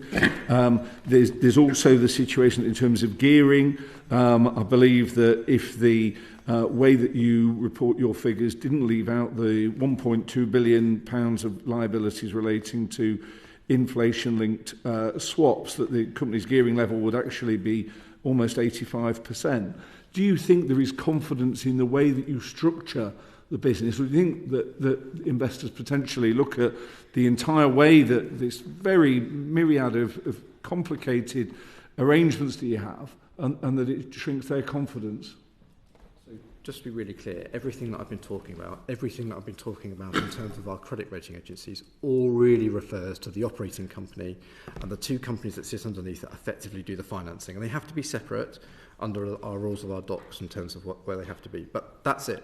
That's all I'm talking about, is just that small element that sits there, not the rest. The rest doesn't affect that. That's where we sit. That's what I'm talking about in terms of that position. And what about the question about the gearing and that being sort of left out, the inflation? So to be absolutely clear, the nearer term, under the accounting rules, to be really clear, the nearer term inflation-linked swaps are included in our numbers. The longer term elements are not.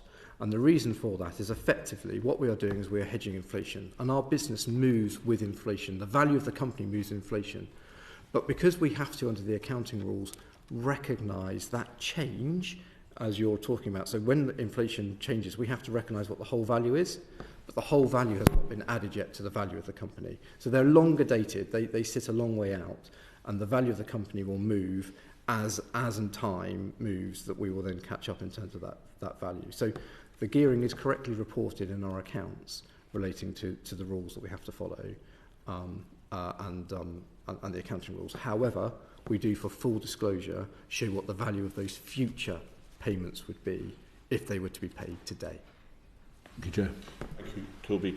I'm going to move on to the price review overview. Josh, can I? Yeah, thank you, Chair. I just have a few pithy questions about the price review and bill increases, so I'll cut to the chase. Mr. Gosden, how satisfied are you with the outcome of the price review? We are presently still looking at the details of the price review. It is extraordinarily complicated, and you have to look at it beyond the sort of face value of the investment numbers that we need. But what I can say is that we're about £1 billion short of what we really need to provide the investments that our customers are looking for, and that does provide me some significant concern.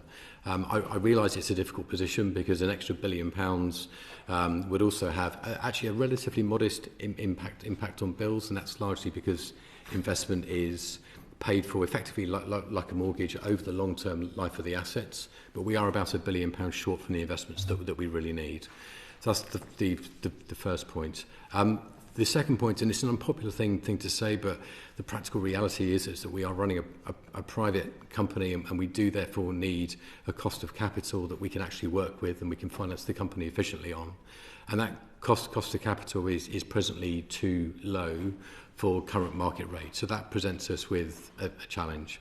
And then the third point on the price review that we're considering is really about the risk and the reward and the penalty structure that sits around the delivery of price controls.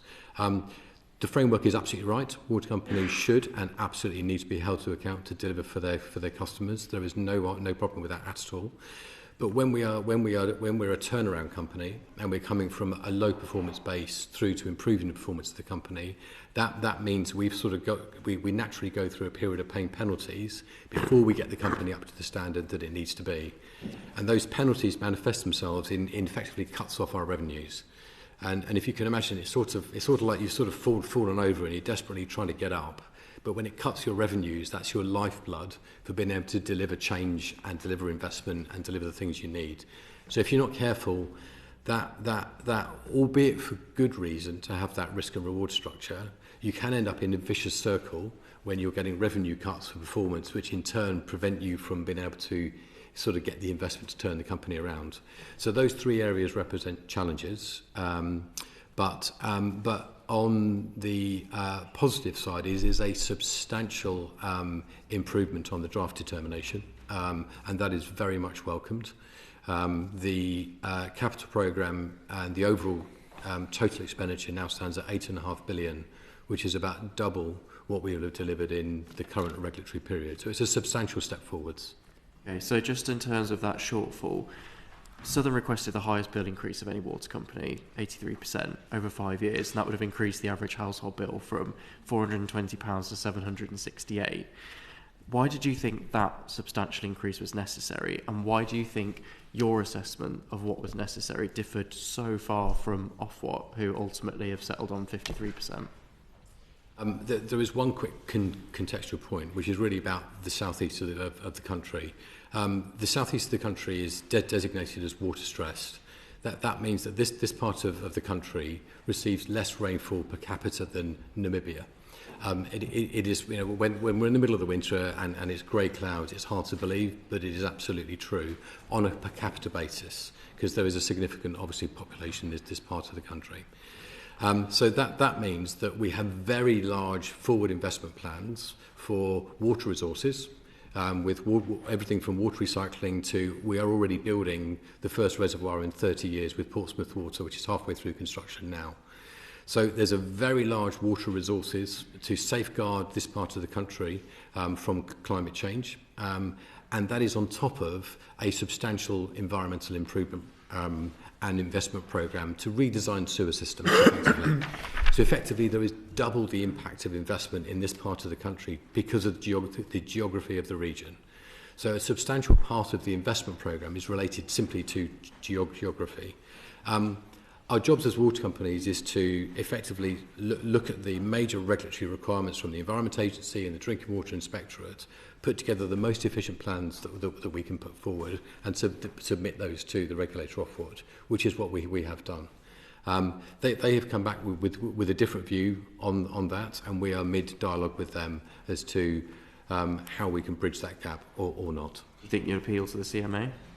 It's too early to say, I'm afraid. We have until the 18th of February to make that decision. But from the evidence from the previous session is, I would say, this is a very serious moment. And as water companies, we do need to stand up for the investment that the country needs, albeit at the same time being sensitive to how we can support those who will struggle to pay for those bill increases through between a 45% to a 90% discount, which is our support scheme for customers. Okay. Just lastly, Macquarie previously suggested that they might inject £650 million of equity into Southern if the priority review is favourable to its finances. Are you in a position to be able to say whether that conditionality has been met and whether that injection of cash will happen? I believe it will, but my colleague will pick up further. We have no no reason to think that it won't, but I think Macquarie have to go through a process before they can make their announcements. But we how long will we have to wait for that? I think it will be in the next within the next few months. Is that in any way related to whether or not the company might appeal the price review? Again, we're jumping ahead in terms of our decision process, and we'll see. But we are certainly, regardless of whether we appeal or not, having conversations about further equity into the company. You're confident that might come forward at this stage? Can you say that?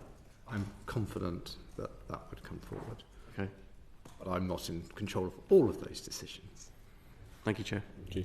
Helena, you have a quick question. We are under pressure of time. Quick question, because I'm conscious of time, just on that discussion about the availability of water, particularly in the southeast and the geographic region. You're saying that it's a particularly water scarce area, there's less rainfall, and there are plans to build one reservoir as a result. Is the problem not that no reservoirs have actually been built for the last few decades in the southeast or anywhere within your remit as Southern Water? Was that a failure? No, it isn't, for the simple reason that we actually put less water into supply now than we did over 30 years ago. Over 30 years ago, we used to manufacture 750 million litres of water a day. 30 years later, despite all of the population growth in the southeast, you would expect that number to be higher, but it isn't, it's lower. We now only put 560 million litres of water into supply, and that's because we've cut leakage and we've installed universal metering right across the region, so our customers have been able to be more efficient, which means their water bills have been lower at the same time. So both of those things have been really important in terms of keeping pace with population growth. But as climate change becomes more and more of a reality, we now need to start building reservoirs. So there's still further to go out on leakage. We now need to start systematically replacing these cast iron pipes with plastic ones. We're already building the first reservoir with Portsmouth Water now. That's under construction right now. And if the committee would like to visit that reservoir site and see some of the challenges of the southeast, we'd be very happy to facilitate that, Chair. But also, we are also supporting Thames Water with the building of a large reservoir in the Abingdon area, which will also benefit because the water will come down to the southern region. And that's the first part in this sort of interconnected national water infrastructure where we can start to be more adaptive with, depending on where the water lands in the UK, we can start to move it around the country. Plus water recycling plants as well, which is a new technology that we'll be building the first of in the next few years. So there's a whole system of measures going forwards. It's been reported that you're planning to import water from Norway. Is there any truth in that? I think that is a less than 1% chance. We have a particular we have a 3-year delay in the reservoir build. So for a 3-year period, we need to find a way of mitigating that supply. Not a hard no then. So it's not. I don't think it will see the light of day. Just we talked about scarcity consumption. If a household supplied by you reduced their consumption by 20%, would they become a loss maker for you? No, it wouldn't. I mean, already the customers in the southeast already do an exceptional job. Our per capita consumption, their water usage, is about 144 litres per head per day, which is significantly lower than the UK average. But what we plan to do is we're also going to make all those meters smart meters, so we can provide even more intelligent information to customers so they can help moderate their own water use. What about flow controllers? Sorry, could you explain further flow controllers? So flow controllers, they're proven to reduce domestic water consumption by about 20%? Yes, so we will provide the smart meter and the information, but we don't get involved in the internal plumbing of housing. That will be very much for customers to do. But we do provide water features such as efficient shower heads, efficient taps, the inserts you can put in taps, those kind of things we do provide. You have the meter chamber, right? You have access to the meter chamber, so you can install a flow controller if you wanted to. To reduce the consumption by 20%. We could do. I just think you have to be very careful doing that, because restricting water, as we very painfully know through any outages, I genuinely believe it's better done by engaging customers and working with them to reduce water consumption rather than just restricted it going into the house. I'm going to move on because we are under pressure of time. We've already strayed into some of this. So I want to look a bit at water infrastructure, scarcity and sewage. Sarah, do you want to... Yeah, thank you, Chair. Southern's sewage spills nearly doubled between 2022 and 2023 to nearly 25,000 in 2023. There were 182 storm overflows managed by the firm and discharged 60 plus times in 2023. And Southern Water have said that 65% of the high rate of spills is due to maintenance assets. You've come under quite a sustained criticism for your environmental record. What innovative measures are you putting in place to improve your environmental record, and how are you reducing those sewage spills? Sewage spills are fundamentally caused by rainfall. The point that I mentioned earlier about the fact that we actually put less water in supply now than we did 30 years ago means that less water going into a house means there's the same or less water coming out of a house as sewage. So the problem isn't about sewage itself, the problem is about too much rainfall. And there is too much rainfall coming into the system. That rainfall comes from roofs and it comes from roads, and that's largely as a result of urbanisation. Just tarmacking over driveways, more and more impermeable areas in our towns and cities has caused too much rainfall to run off through local authority systems, through road systems, through domestic housing into the sewer system. So the way we are approaching that innovatively is to tackle it at its root source. 70% of our storm overflow reduction programme is all about taking out surface water and stopping it going into the sewer system and keeping it safely in the environment where it can nurture nature rather than going into a sewer pipe where it can overflow and pollute the environment. So 70% of our programme is all about those kind of measures. Practically, that looks like water butts on domestic housing, and we've had extraordinary success in trials on the Isle of Wight, where we've been trialling all of these measures over the last 5 years, where we've installed water butts that have reduced storm overflows from a local community by over 80%. It's quite extraordinary what these sort of slow drain water butts, they fill up quickly when it rains and then they drain out very, very slowly. And that just means it takes the pressure off the sewer system and stops the overflows. We can do industrial versions of those for big warehousing developments, those kind of things.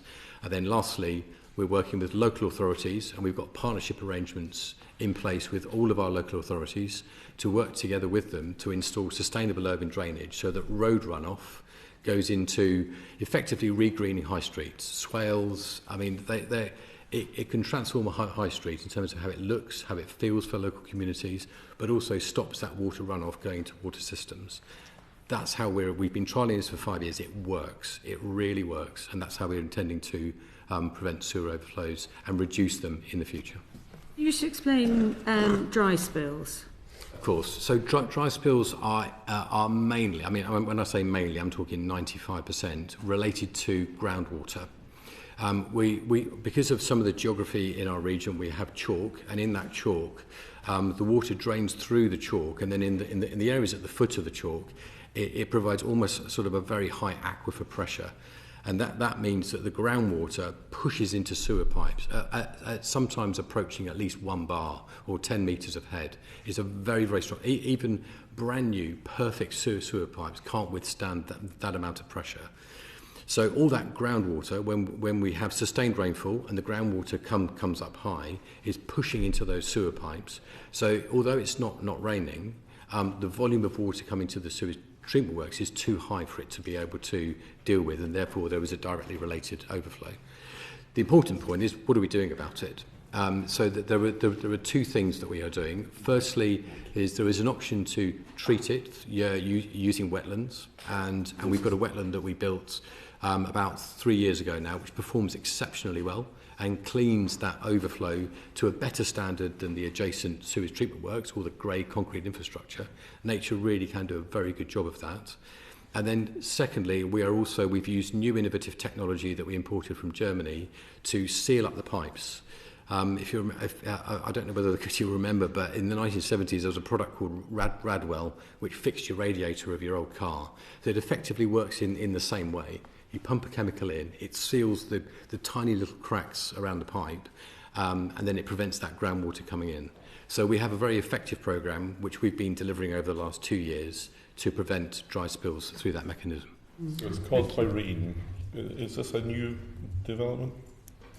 Sorry, I beg your pardon, Chair. It's could you repeat the caused by question? rain, you're telling us, dry spills. It's effectively the delayed effect of rain. It could be many weeks since the rain landed, but it goes into the groundwater, and the groundwater causes the pressure, and that's what we've got to keep out of the sewer system, and that's the measures we put forward. But suddenly it's a problem.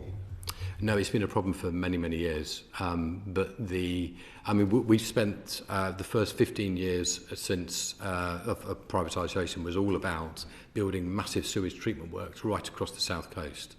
Because 30 years ago, and I grew up around Brighton, all of that sewage was going into the sea every day. Every day it was going into the sea because there was no sewage treatment works infrastructure across the south coast. And it's horrifying to think of that position. But building all of these plants was the first job. Yeah, to cope with the higher rainfall and emergency situations, Southern Water had installed pipes for the pumping of diluted sewage near the River Test and a rare chalk stream, and in SSSI. Following protests from residents, rightly, you said the plan was a mistake and it was cancelled. In 2021, the Crown Court issued Southern Water with a record £90 million fine and found that it showed shocking and wholesale disregard for the environment, human health and delicate ecosystems. The Environment Agency argued that the offences were committed for financial gain and arose from a deliberate disregard for the law from the top down. What steps have you taken to change your company's culture? This was obviously very much part of the previous culture of the company. The offences you refer to relate to a period of about 2016 between that period. We have taken a root and branch culture change across the organisation. There were many members of the staff that left the company at that time as the culture was changed under my predecessor. And then after that, there was a series of culture reform programs right across the company.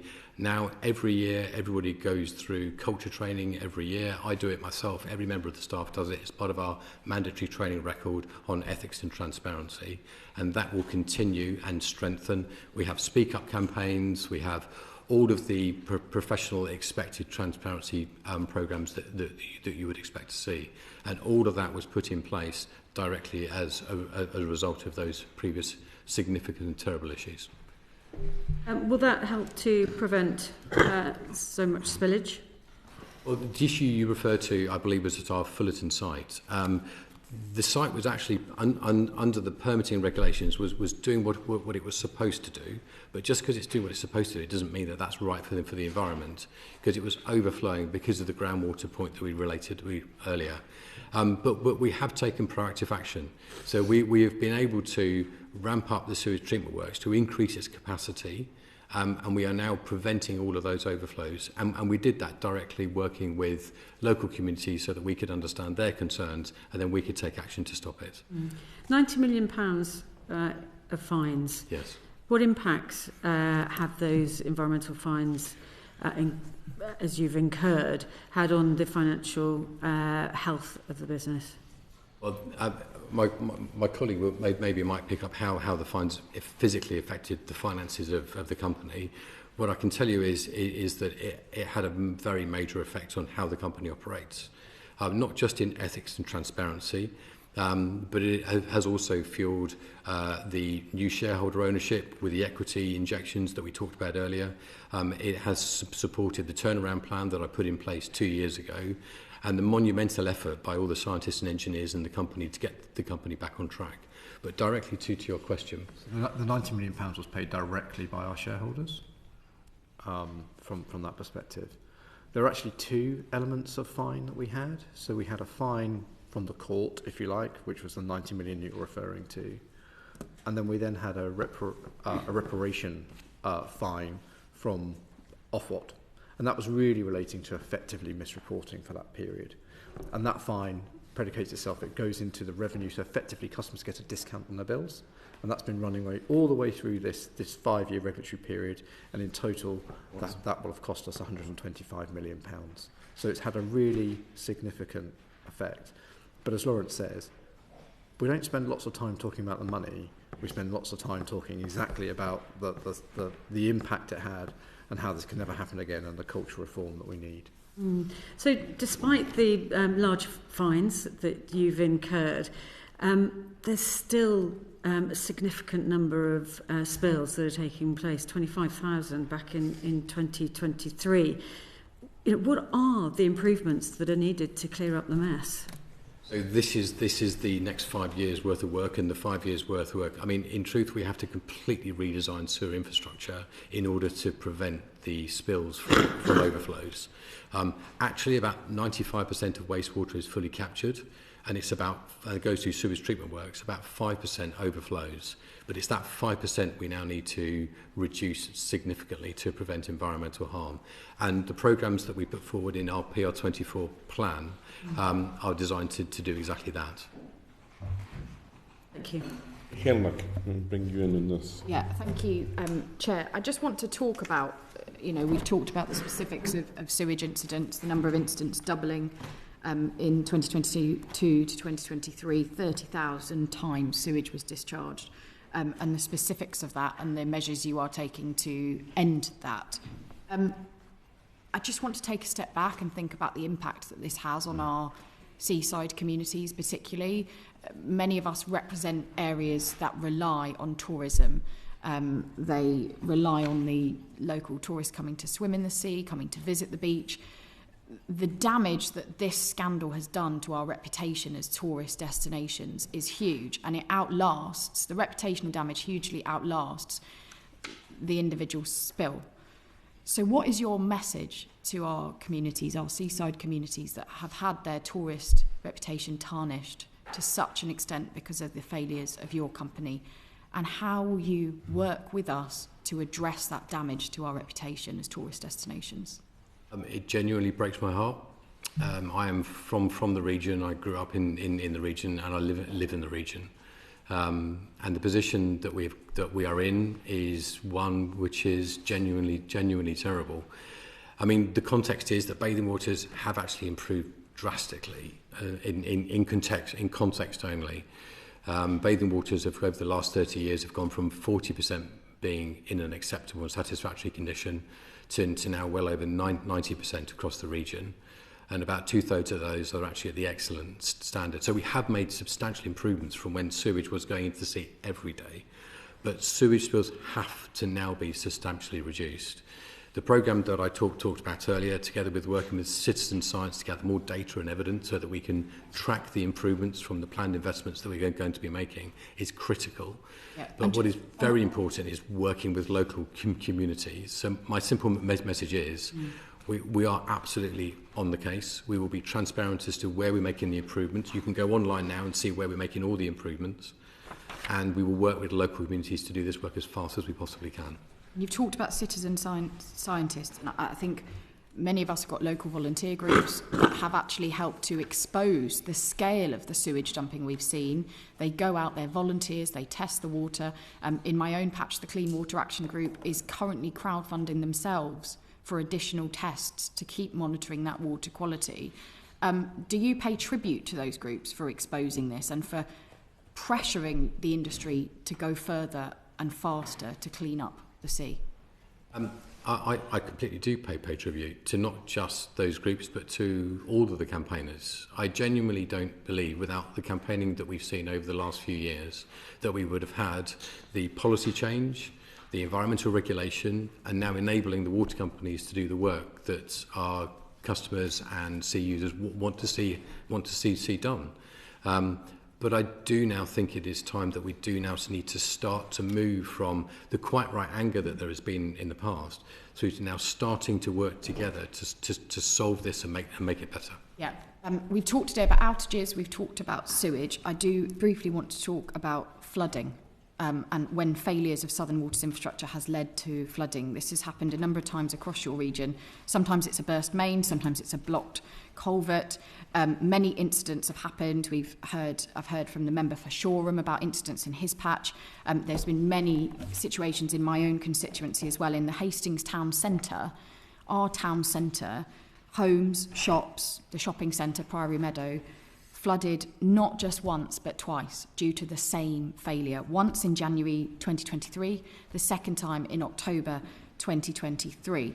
And people's homes and businesses were under sewage water. Their furniture was ruined. In the case of those businesses, livelihoods were severely affected. I just want to read you the experience of one of my residents whose home was flooded in both those situations. He says, the incompetence of your company has now left us with a home that we believe will be uninsurable or at least unaffordable to insure against flood damage and unmortgageable. We have worked towards this home for our entire lives, but now we feel because of your company, we are tethered to a property that we can no longer want or live in. That's from just one of my residents. I have many, many other cases who were flooded in the same incidents and received very little compensation. In the case of that resident, they were offered £1,000 by Southern Water for the damage and the stress and the ordeal that they've been through. I have other cases of residents who've had to leave their home for 6 months while sewage damage is repaired. In a village, Winchelsea Beach, in my constituency, they can't grow vegetables because of the sewage pollution in their back gardens. What's your response to that and to these failures? In the Hastings incident, the independent report that was done into the flooding identified that following the January incident, Southern Water was warned to take action to prevent it happening again, but it didn't happen in time and people flooded again. I'm genuinely just so sorry. I mean, it is single-handedly one of the most horrific experiences. As you know, I've personally publicly faced those customers in public meetings, and it is an extraordinarily difficult and horrible position.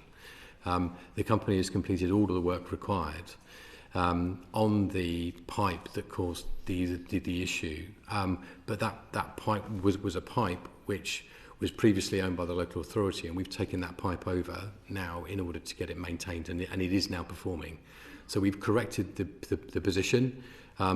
The history is very, very difficult, and as we've spoken about, I'm committing to meeting with you personally and meeting with the residents further to see if we can find a way through. Look at the compensation again. Indeed, yes. Yeah. And then the other aspect to this is that when we have incidents like the flooding incidents I've described, the first agency that is on the scene is very often our local fire brigade.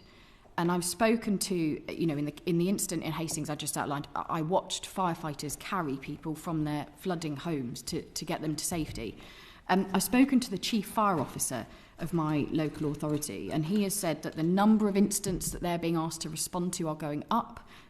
The severity is increasing. It's a huge stretch on their resource at a time when their resources are actually increasingly strained. Is it fair that the fire service has to bear the burden of Southern Water's failures in this case? And will you commit to looking at how you can support the fire and rescue services to respond to these incidents when they do happen? Very, very happy to commit to that, and I'd be personally very happy to meet them with you, and let's see what we can do. But I think what's equally as important is stopping the incidents happening in the first place. And the work that caused the most damage with the town centre flooding has all been completed, and it was completed as quickly as we possibly could, as soon as we identified what the actual problem was and got to the root of it. And so whilst those kind of incidents are very, very damaging, they are still relatively rare. Still the majority of flooding, of internal flooding, it would be remiss for me to say, is also related to wet wipes and fats and oils and greases which cause blockages. We can not flush those things down the dune. We would dearly love the government to be banning wet wipes, because that really is needed. So by number, it is those kind of remediations that are needed. But we've also put in place about 30,000 sewer sensors to not wait for wet wipes to be banned, to try and give us intelligence as to where these blockages are forming, so we can act before they cause internal flooding. But for the specific instances of the case that you're talking about, I'd be very happy to meet further with you to see if we can find resolution. And one final question. In a number of these situations that we've described, it has become apparent to me through the course of those that perhaps Southern Water does not have a clear sense of exactly where all of their pipes are and how often they are maintained. Are you confident that you have a clear sense of where all of the water pipes are in your region, how often they've been maintained? going forward, or are there some areas where you still need to map it? So all of the public sewer system, we do have high confidence, and we've submitted all that information through to the local authority as a result of the last public meeting that we had. Where there southern is water area? Across the whole area. Where there is concern, though, is related to where private sewers were adopted about a decade or so ago. And some of those, they were previously private, so that there aren't any records for them. So we are building our knowledge of that system as we go. So that is, but you're talking quite a large number of pipes, at least 20% of the network now, but that is work that needs to be done. For example, the incident in Rye, would that have been one like that? That was a pipe you were aware of? That would be on the public system. Okay.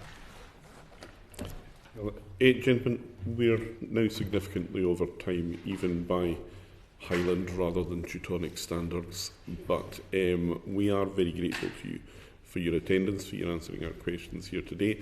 As I indicated earlier, this is part of a wider inquiry, so it may be that we will wish at some point to revert to you with further clarification.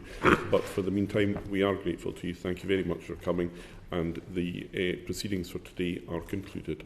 Order, order.